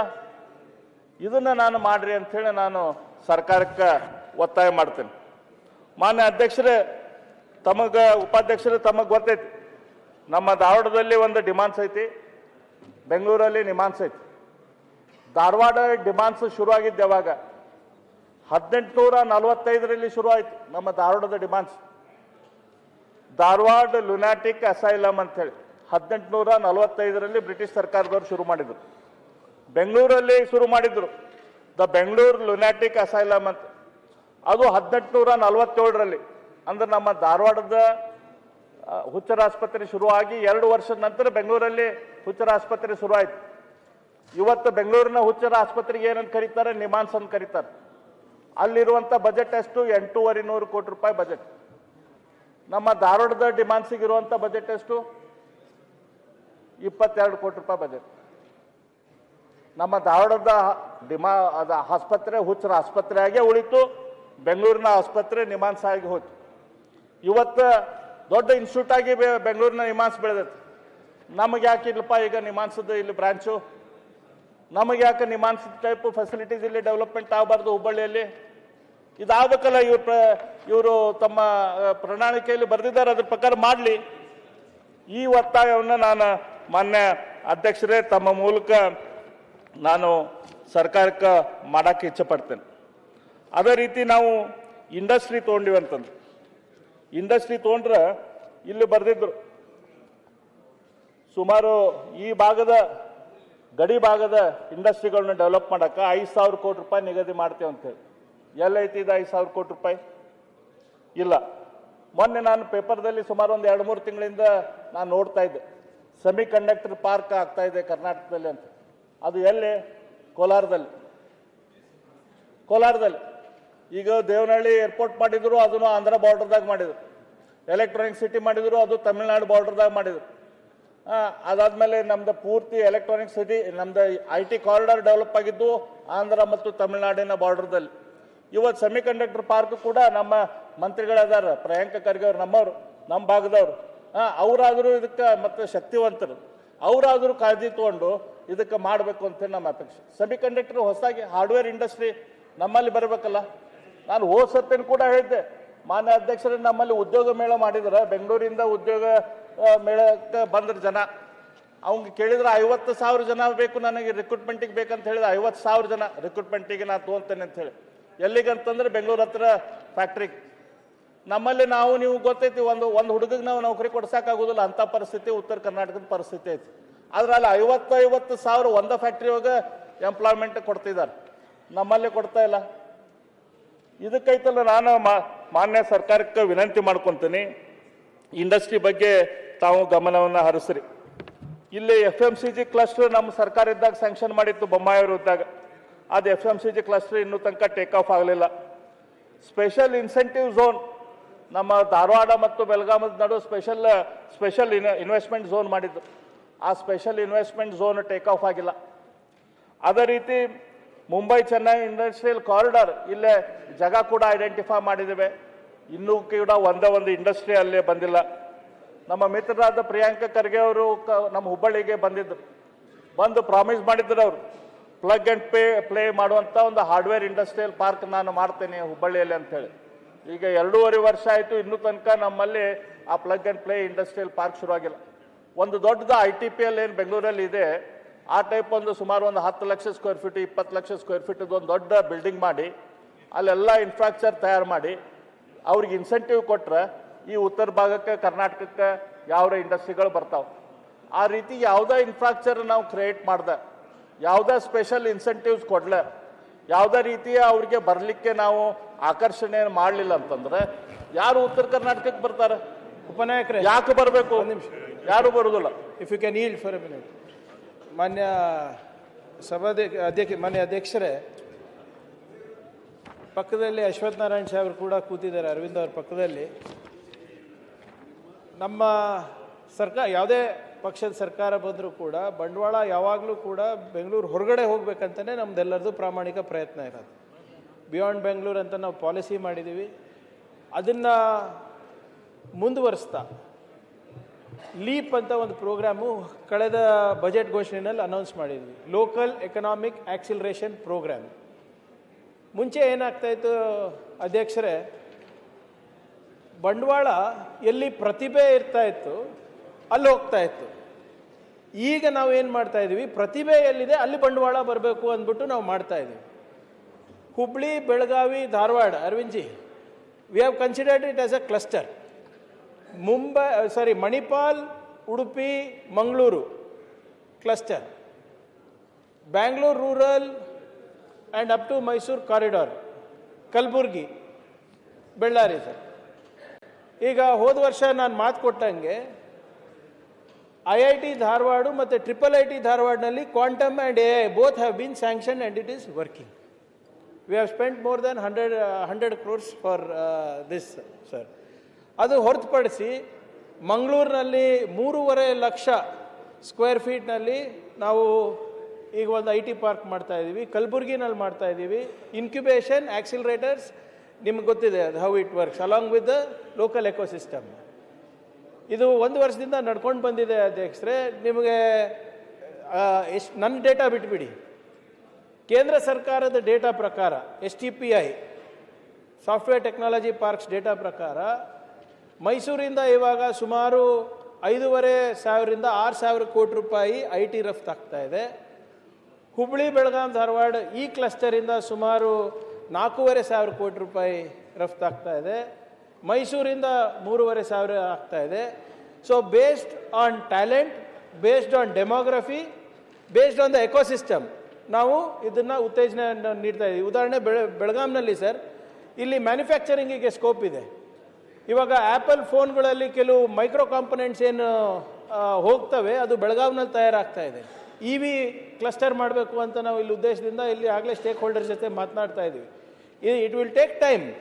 ಆದರೆ ಸೆಮಿಕಂಡಕ್ಟರೇ ಬರಬೇಕು, AICTನೇ ಆಗಬೇಕು ಅಂತ ಹೇಳಿದ್ರೆ ಸ್ವಲ್ಪ ಕಷ್ಟ ಆಗುತ್ತೆ. ಯಾಕಂದರೆ everything is geography dependent, demography dependent, talent dependent, ecosystem. But the government is completely committed to ensuring local economic acceleration. Sir, ನೀವು ಯಾವಾಗಲೂ ನಿಮ್ಮದು ಸ್ವಲ್ಪ ಲ್ಯಾಂಡ್ ಭಾಳ ಅವ, ಇಲ್ಲಿ ಒಂದು ಕೊಡ್ರಿ, ಒಂದು 5 ಎಕರ್ 10 ಎಕರ್ ನಮಗೆ ಮಾಡ್ತೀವಿ. ಬೇಕಾದಷ್ಟು ಲ್ಯಾಂಡ್ ನಿಮ್ಮ ಸಂಬಂಧ ತೆಗೆದಿಟ್ಟಿದ್ದೈತಿ, ಬರ್ರಿ ಅದಕ್ಕೆ ಬೆಲ್ಲದ IT ಪಾರ್ಕ್ ಅಂತಾನೆ ಇಡ್ತೀವಿ ಸರ್, ಬೇಕಿದ್ರೆ ತೊಂದರೆ ಇಲ್ಲ. ಅಥವಾ ಅರವಿಂದ್ ಅವ್ರ IT ಪಾರ್ಕ್ ಅಂತಾನೆ ಇಡ್ತೀವಿ, ತೊಂದರೆ ಇಲ್ಲ ಸರ್. ಈಗ ನಿಮಗೆ ನಿಮ್ಮ ಸಹಭಾಗಿತ್ವದಲ್ಲೇ ಮಾಡ್ತಾ ಇದ್ದೀವಿ, ನಿಮ್ಮ ಮಾರ್ಗದರ್ಶನ ತಗೊಂಡೇ ಮಾಡ್ತಾ ಇದ್ದೀವಿ. ಎಲ್ಲ ಲೋಕಲ್. ಇವಾಗ ನಿನ್ನೆ ಭರತ್ ಶೆಟ್ಟಿ ಅವರು ಒಂದು ಪ್ರಶ್ನೆ ಕೇಳಿದ್ರು, ವೇದ ವ್ಯಾಸ್ ಅವ್ರು ಕೇಳಿದ್ರು ಸರ್. ಎಲ್ಲರಿಗೂ irrespective of party we are taking everybody into confidence. ಯಾವ ಇನ್ಫ್ರಾಸ್ಟ್ರಕ್ಚರ್ ಬೇಕು, ಯಾವ ಇಂಡಸ್ಟ್ರಿ ತರಬೇಕು, ಹೇಗೆ ನಮ್ಮ ಪ್ರತಿಭೆಯನ್ನು ಜಾಗತಿಕ ಮಟ್ಟದಲ್ಲಿ ತೊಗೊಂಡೊಯ್ಯಬೇಕು ಅಂತ ಒಂದು ಪ್ರಾಮಾಣಿಕ ಪ್ರಯತ್ನ ಈ ಸರ್ಕಾರದಲ್ಲಿ ನಡೀತಾ ಇದೆ sir. I think honourable deputy leader of opposition will appreciate that fact. ಅಲ್ಲ, ನಮ್ದು ಅಪೇಕ್ಷೆ ಪ್ರಿಯಾಂಕಾ ಅವರಿಂದ ಭಾಳ ಐತಿ. ಯಾಕಂದ್ರೆ ಅವರು ಮೊದಲು ನಮ್ಮವರು ಈಗ ಅದು ಹೊರತುಪಡಿಸಿ ನೋಡ್ರಿ, ನೀನು ಅಭಯ್ ಪಾಟೀಲ್ ಸಾಹೇಬ್ರು, ಒಂದು ನಿಮಿಷ ಸರ್, ನೀನು ಅಭಯ್ ಪಾಟೀಲ್ ಸಾಹೇಬ್ರು ಕೂಡ ಹೇಳ್ತಾ ಇದ್ರಿ ಇಲ್ಲಿ ಮಾಡ್ಬೇಕಂತ. ಅವರೇ ಲ್ಯಾಂಡ್ ಕೊಡ್ತೀನಿ ಅಂತ ಹೇಳಿದ್ರು ಸರ್. 100% ಇದರಲ್ಲಿ ಉದ್ಯೋಗ ಸೃಷ್ಟಿನಲ್ಲಿ, ರಾಜ್ಯಕ್ಕೆ ಬಂಡವಾಳ ಬರೋದ್ರಲ್ಲಿ ಯಾವುದೇ ರೀತಿಯಾದಂಥ BJP ಕಾಂಗ್ರೆಸ್ JDS ಅಂತಿಲ್ಲ. ಅವ್ರು ಕೊಡಕ್ಕೆ ತಯಾರಿದ್ದಾರೆ. ವಿ ಫೀಸಿಬಿಲಿಟಿ ಮಾಡಿಸ್ತೀನಿ ಅಂತ ನಾವು ಹೇಳಿದ್ದೀವಿ.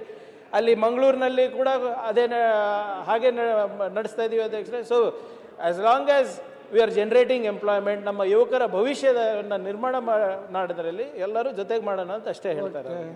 ಪ್ರಿಯಾಂಕಾ ಖರ್ಗೆ ಅವ್ರ ಮೇಲೆ ನಮ್ದು ಭಾಳ ಅಪೇಕ್ಷೆ ಇದೆ, ನಿರೀಕ್ಷೆ ಇದೆ. ಯಾಕಂದ್ರೆ ಅವರು ಭಾಳ ಇಂಟೆಲಿಜೆಂಟ್ ಮಿನಿಸ್ಟ್ರು, ತಿಳುವಳಿಕೆ ಇದ್ದವರು, ನಮ್ಮವರು, ಮತ್ತು ಮುಂದೆ ಉಪಮುಖ್ಯಮಂತ್ರಿ ಆಗುವಂಥವ್ರು. ಹಾಗಾಗಿ ಅವ್ರಿಂದ ನಮ್ಗೆ ಅಪೇಕ್ಷೆ ಭಾಳ ಐತಿ. ಉತ್ತರ ಕರ್ನಾಟಕ ಇಲ್ಲಿ ತನಕ ಸರಿ ಇತ್ತು, ಈಗ ಒಗ್ಗರಣೆ ಹಾಕ್ಲ. ಈಗ ಒಂದ್ ಕಡೆ ವೆಲ್ ವಿಷರು ಅಂತೀರಿ, ಇನ್ನೊಂದ್ ಕಡೆ ಹೀಗೂ ಮಾತಾಡ್ತೀರಿ. ಈಗ ನಾನು ಒಂದು ಅಂಕಿ ಸಂಖ್ಯೆ ತರಿಸ್ಕೊಂಡಿದ್ದೆ ಸರ್ಕಾರದಿಂದ. ಟೋಟಲು 3 ವರ್ಷದಲ್ಲಿ ಕಿತ್ತೂರು ಕರ್ನಾಟಕ, ಕಲ್ಯಾಣ ಕರ್ನಾಟಕ ಮತ್ತು ಕರಾವಳಿ ಕರ್ನಾಟಕವನ್ನು ಕೂಡ ನಾನು ಕೂಡಿಸಿ ಎಷ್ಟು ಪ್ರಾಜೆಕ್ಟ್ ಇಂಪ್ಲಿಮೆಂಟ್ ಆಗಿದಾವ ನಮಗೆ ಒಂದು ಸಂಖ್ಯೆ ಕೊಡ್ರಿ ಅಂತೇಳಿ ಸರ್ಕಾರದಿಂದ ಬಂದಂಥ ಇದು ಸಂಖ್ಯೆ, ಅಂಕಿ ಸಂಖ್ಯೆ.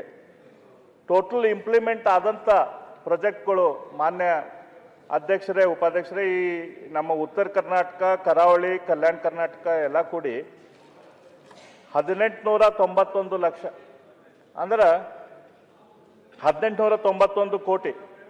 ಕೇವಲ 1891 ಕೋಟಿ ರೂಪಾಯಿ ಪ್ರಾಜೆಕ್ಟ್ಸು ನಮ್ಮ ಉತ್ತರ ಕರ್ನಾಟಕ ಮತ್ತು ಕರಾವಳಿ ಕರ್ನಾಟಕದಲ್ಲಿ ಕೂಡಿ ಕಳೆದ 3 ವರ್ಷದಲ್ಲಿ ಆಗಿದ್ದಾವೆ. ಇದು ಇವತ್ತಿನ ಪರಿಸ್ಥಿತಿ.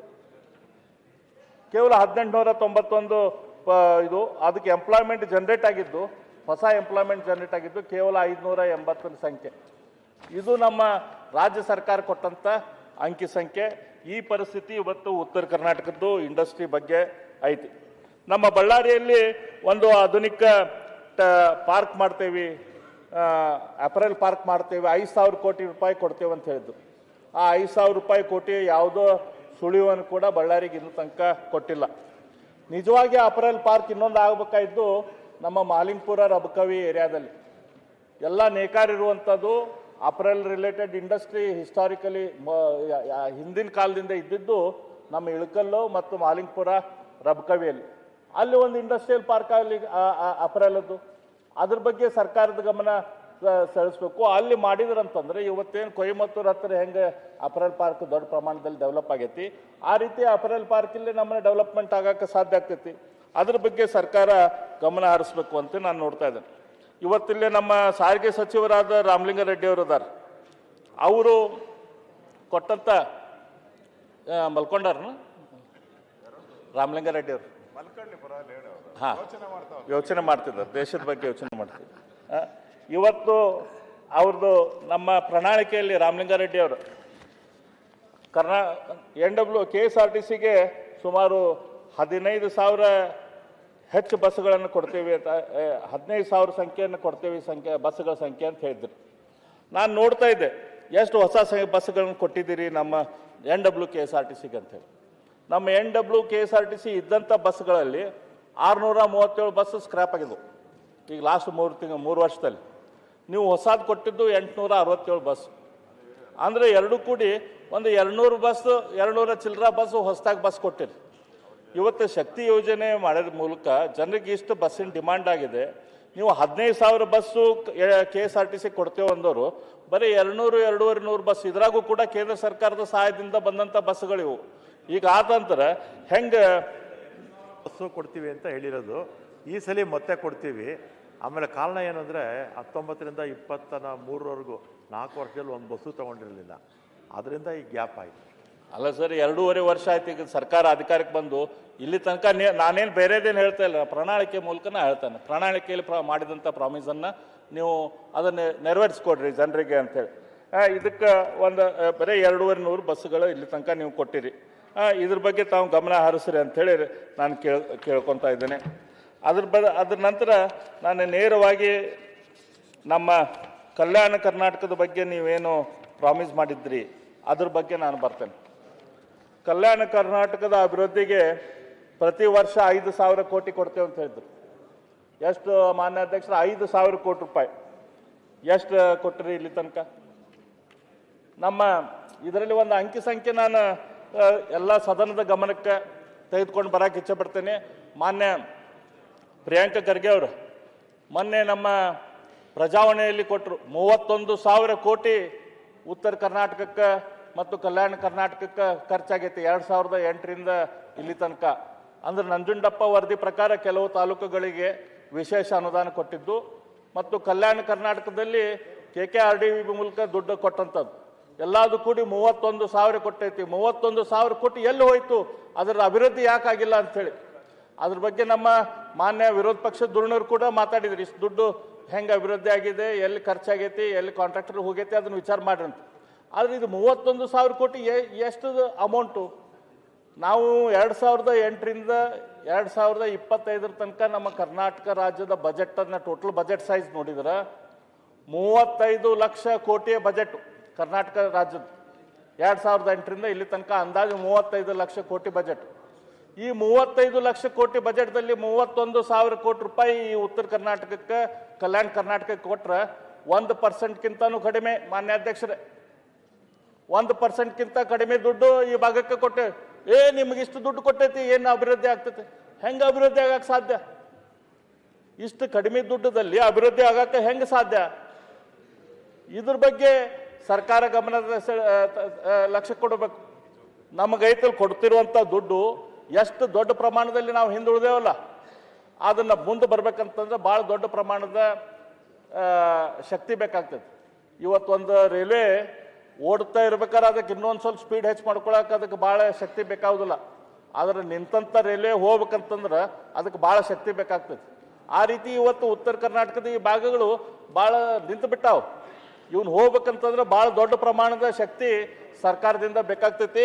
ಹಾಗಾಗಿ ಇದು 31,000 ಕೋಟಿ ಏನೈತಿ, 1% ಆಫ್ ಅಧ್ಯಕ್ಷರೇ ಆದಂತ ಬಜೆಟ್ ಅಮೌಂಟ್. ಇಲ್ಲ ಸರ್, ಈಗ ಉಪನಾಯಕರು ಮಾತಾಡ್ತಾ ಇದ್ದಾರೆ, ಓಕೆ. ಕಲ್ಯಾಣ ಕರ್ನಾಟಕ ಬಗ್ಗೆ BJP ಅವರು ಅಷ್ಟೆಲ್ಲ ಮಾತಾಡ್ತಾ ಇದ್ರು. 371J ನಾವು ಮಾಡ್ಲಿಕ್ಕೆ ಆಗೋದಿಲ್ಲ ಅಂತ ಹೇಳಿದ ಅವರು. KKRDB ರಚನೆ ಮಾಡೋಕ್ಕಾಗೋದಿಲ್ಲ ಅಂತ ಹೇಳಿದ ಅವರು. ₹1 KKRDB ಆದಮೇಲೆ ₹1 ಅವ್ರು ಕೊಟ್ಟಿಲ್ಲ. 1500 ರೂಪಾಯಿ 500 ರೂಪಾಯಿ ಕೊಟ್ಟಿದ್ದು ನಾವು, 3000 ಕೊಟ್ಟಿದ್ದು ನಾವು, 5000 ಕೊಟ್ಟು ಮಾಡಿದ್ದು ನಾವು ಹಿಂಗೆ ಕೊಟ್ಟಿದ್ವಿ, ನೀವು ಇಷ್ಟು ಕೊಟ್ಟಿದ್ದೀರಾ ಅಂತ ಹೇಳಿದ್ರೆ ನಾವು ಟೀಕೆಗೆ ಒಪ್ತೀವಿ. ನಮ್ಮ ಕಾಲದಲ್ಲಿ ನಾವು 1500 ಇರೋದನ್ನ 3000 ಮಾಡಿದಿರಿ, ನೀವೇನು ಮಾಡಿದಿರಿ ಅಂತ ಕೇಳಿದ್ರೆ ಆ ಟೀಕೆಗೆ ಒಪ್ತೀವಿ. ಈ ಎಲ್ಲೆತ್ತು 30,000 ಕೋಟಿನಲ್ಲಿ ಸುಮಾರು 1 ಲಕ್ಷಕ್ಕಿಂತ ಹೆಚ್ಚು ಇನ್ಫ್ರಾಸ್ಟ್ರಕ್ಚರ್ ಕ್ರಿಯೇಟ್ ಮಾಡಿದೀವಿ ಅಧ್ಯಕ್ಷರೇ. ಅಂಗನವಾಡಿಯಿಂದ ಹಿಡ್ಕೊಂಡು ಏರ್ಪೋರ್ಟ್ ಅನ್ನ ನಾವು ಮಾಡಿದ್ದೇವೆ. ಅದೆಲ್ಲ ತಾವು ಹೇಳ್ಬೇಕಲ್ಲ. ನೀವು ಕೊಟ್ಟಿದ್ದು ಶೂನ್ಯ, 371 ಜೇನೇ ಆಗಿಲ್ಲ. 1 ಲಕ್ಷಕ್ಕಿಂತ ಹೆಚ್ಚು ಹುದ್ದೆಗಳನ್ನ ನಾವು ಕೊಟ್ಟಿದ್ದೇವೆ ಸರ್ಕಾರದಲ್ಲಿ. ಇವ್ರೇನ್ ಮಾಡಿದ್ದಾರೆ? ಹೋದ ಬಾರಿ ಅಧ್ಯಕ್ಷರೇ ಸುಮಾರು 1,000 ಮೆಡಿಕಲ್ ಸೀಟ್ಗಳು ಸಿಕ್ಕಿವೆ ನಮಗೆ. ಅದು ಯಾರಿಂದ ಆಗಿದ್ದು? ಇವಾಗ ನೀವು ಕಂಪ್ಯಾರಿಟಿವ್ಲಿ ಕೊಟ್ಟರೆ ನಾವು ಕೇಳಕ್ಕೆ ತಯಾರಿರ್ತೀವಿ. ಆದರೆ ನೀವೇನು ಮಾಡಿಲ್ಲ ಅಂದರೆ ನೀವೇನು ಮಾಡಿದ್ರೆ ಅದನ್ನು ಹೇಳಬೇಕಲ್ಲ. 371 ಜೆ ತಿರಸ್ಕಾರ ಮಾಡಿದ್ದು ನೀವು. ಈಗ ಸರ್ಕಾರ ಉತ್ತರ ಕೊಡ್ಬೇಕಾದ್ರೆ ಈಗ KKRDBನಲ್ಲಿ ಹಗರಣ ಮಾಡಿದ್ದು ಇವರು. ನಮ್ಮ ಟೈಮ್ ನೀವು ತಗೊಂಡು ಆಮೇಲೆ ಈಗ ನಿಮ್ ಬಗ್ಗೆ ಒಳ್ಳೇದ್ ಮಾತಾಡಿದ್ರೆ ನಿಮ್ ಕನ್ನಡಿ ಹಿಡಿದ್ರೆ ಸರಿ ಇಲ್ಲ ಅಂತೀರಿ ನನಗೆ. ನಾ ಏನ್ ಮಾಡ್ಲಿ? ಬಗ್ಗೆ ಒಳ್ಳೇದ ಮಾತಾಡತ್ತೀನಿ. 2008ರಿಂದ ಇಲ್ಲಿ ತನಕ ಯಡಿಯೂರಪ್ಪ ಅವರಿದ್ದಾಗ ಮಾಡಿದ್ವಿ, ಬೊಮ್ಮಾಯಿ ಅವರಿದ್ದಾಗ ಹಿಂಗ್ ಮಾಡಿದ್ವಿ, ಸಿದ್ದರಾಮಯ್ಯ ಅವ್ರು ಬಂದ್ಮೇಲೆ ಹಿಂಗ್ ಮಾಡಿದ್ರು ಅಂತ ಹೇಳಿದ್ರೆ ಓಕೆ. ಏರ್ಪೋರ್ಟ್ ಮಾಡಿಸಿದ್ ನಾವು, ESIC ಜಿಮ್ಸ್ ಮಾಡಿಸಿದ್ ನಾವು, ಕಿದ್ವಾಯ್ ಮಾಡಿಸಿದ್ ನಾವು, ಜಯದೇವ ಮಾಡಿಸಿದ್ ನಾವು ಅಂದ್ರು ಏನ್ ಮಾಡಿರಿ ಅಂತ ಕೇಳ್ತಾರೆ. ಜಯದೇವ ಮಾಡಿದ್ದು ನಮ್ಮ ಸರ್ಕಾರದಲ್ಲಿ ಯಾರು ಹೇಳಿದ್ದು ಸರ್? ಸಿದ್ದರಾಮಯ್ಯ ಅವರು ಫಸ್ಟ್ ಟೈಮ್ ಇದ್ದಾಗ ಆಗಿದೆ ಅಧ್ಯಕ್ಷರೇ. ಯಾರು ಮಾತಾಡಕ್ ನಿಂತಿರ್ತಾರ ಅವ್ರ ಕಡೆ ಕ್ಯಾಮ್ರಾ ಫೋಕಸ್. ನ್ಯಾಷನಲ್ ಹೈವೇ ಮಾಡಿಸಿದ್ ನಾವು, ಸ್ಟೇಟ್ ಹೈವೇ ಮಾಡಿದ್ ನಾವು. ಎಲ್ಲದಕ್ಕೂ ನೀವು ಉಪನಾಯಕರೇ, ನೀವು ಹೇಳೋ ಶಕ್ತಿ ಇದ್ರು ಕೇಳೋ ಶಕ್ತಿನೂ ಇರ್ಬೇಕು. ಹೇಳಿ ನೀವು ಹಿಂಗ್ ಮಾಡಿರಿ, ನಮ್ಗಿಂತ ಜಾಸ್ತಿ ಮಾಡಿರಿ ಅಂತ ಹೇಳಿದ್ರೆ ನಾನು ಒಪ್ತೀನಿ. ನೀವು ಉತ್ತರದಾಗ ಕೊಡೋದು. ನಾ ಈಲ್ಡ್ ಆಗಿಲ್ಲ, ಉತ್ತರದಾಗ ಕೊಡ್ತೇನೆ. ನಾನು ಆಗಲೇ ಈಲ್ಡ್ ಆಗಿದ್ದೆ, ಈಗ ಈಲ್ಡ್ ಆಗಿಲ್ಲ. ಈಗ ನಮ್ಮ ಕಲ್ಯಾಣ ಕರ್ನಾಟಕದಲ್ಲಿ 5,000 ಕೋಟಿ ರೂಪಾಯಿ ಕೊಡ್ತೇವೆ ಅಂತ ಹೇಳ್ತೀವಿ ಪ್ರತಿ ವರ್ಷನೂ. ಎಷ್ಟು ಕಳೆದ 3 ವರ್ಷದಿಂದ ಯಾವ ವರ್ಷ 5,000 ಕೋಟಿ ಕೊಟ್ಟಿದ್ದಾರೆ, ಬಿಡುಗಡೆ ಆಗಿದೆ ಆಕ್ಚುಲಿ ಅನ್ನೋದು ಸರ್ಕಾರ ತನ್ನ ಉತ್ತರದಲ್ಲಿ ಹೇಳಿ. ಸ್ಯಾಂಕ್ಷನ್ ಮಾಡೋದು ಬೇರೆ, ಎಷ್ಟು ಬಿಡುಗಡೆ ಆಗಿ ಎಷ್ಟು ಖರ್ಚಾಗಿದೆ ಅದು ಬೇಕಲ್ಲ. ಅದ್ರ ಜೊತೆ ಕಲ್ಯಾಣ ಕರ್ನಾಟಕದ 41 ವಿಧಾನಸಭಾ ಕ್ಷೇತ್ರಗಳಲ್ಲಿ 100 PUC ಮತ್ತು ಮಹಿಳಾ ಕಾಲೇಜ್ ಸ್ಥಾಪನೆ ಮಾಡ್ತೇವೆ ಅಂತ ಹೇಳ್ತೀವಿ. ಹೊಸದಾಗಿ ಕಾಲೇಜ್ 100 PUC ಮತ್ತು 100 ಮಹಿಳಾ ಪದವಿ ಕಾಲೇಜುಗಳನ್ನು ಮಾಡ್ತೇವೆ ಅಂತ ಹೇಳಿದ್ರು. ಇದ್ರ ಬಗ್ಗೆ ಏನ್ ಮಾಡಿದ್ರು? ಪ್ರತಿಯೊಂದು ಗ್ರಾಮ ಪಂಚಾಯತಿಗೆ 1 ಕೋಟಿ ರೂಪಾಯಿ ಅನುದಾನ ಕೊಡ್ತೇವೆ ಅಂತ ಹೇಳಿದ್ರು. ಅದೇನಾಗಿದೆ? ಇದು ಪ್ರಣಾಳಿಕೆಯಲ್ಲಿ ಇದ್ದಂಥದ್ದು. 2 ವರ್ಷದಾಗ 2,500 ಹೊಸ ಏನೇನು ಶಿಕ್ಷಕರು ಖಾಲಿ ಅದಾರ ಎಲ್ಲ ಶಿಕ್ಷಕರನ್ನ ಭರ್ತಿ ಮಾಡ್ತೇವೆ ಅಂತ ಕಲ್ಯಾಣ ಕರ್ನಾಟಕದಲ್ಲಿ ಹೇಳಿದ್ರು. ಅದ್ರ ಬಗ್ಗೆ ನಾನು ಈಲ್ಡ್ ಆಗ್ತಾ ಇಲ್ಲ.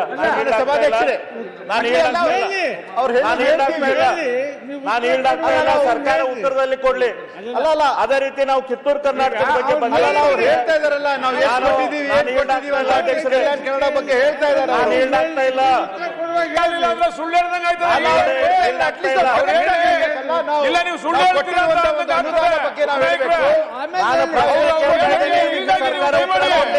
ನಾಯಕರು ಉಪನಾಯಕರು ಯಾವಾಗ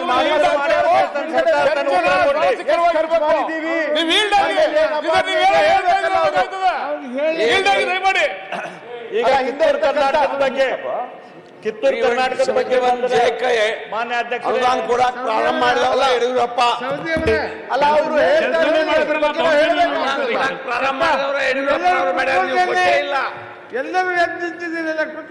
ಅಲ್ಲಲ್ಲ ಅವ್ರು ಹೇಳ್ತಾ ಇರೋದು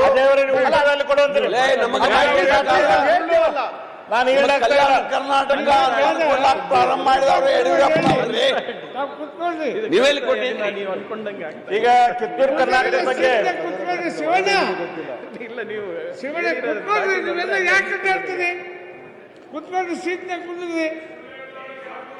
ಮಾನ್ಯ ಉಪಾಧ್ಯಕ್ಷರೇ, ಕಿತ್ತೂರು ಕರ್ನಾಟಕದ ಬಗ್ಗೆ ನಾವು ಬಂದಿವಂತಂದ್ರೆ ನಮ್ಮ ಸರ್ಕಾರ ಇದ್ದಾಗ ಕಿತ್ತೂರು ಕರ್ನಾಟಕ ಅಭಿವೃದ್ಧಿ ಮಂಡಳಿಯನ್ನ ಅನೌನ್ಸ್ ಮಾಡಿದ್ರು ಮಾನ್ಯ ಮುಖ್ಯಮಂತ್ರಿಗಳಾದ ಆಗಿನ ಮುಖ್ಯಮಂತ್ರಿಗಳಾದ ಬಸವರಾಜ ಬೊಮ್ಮಾಯಿ ಅವರು.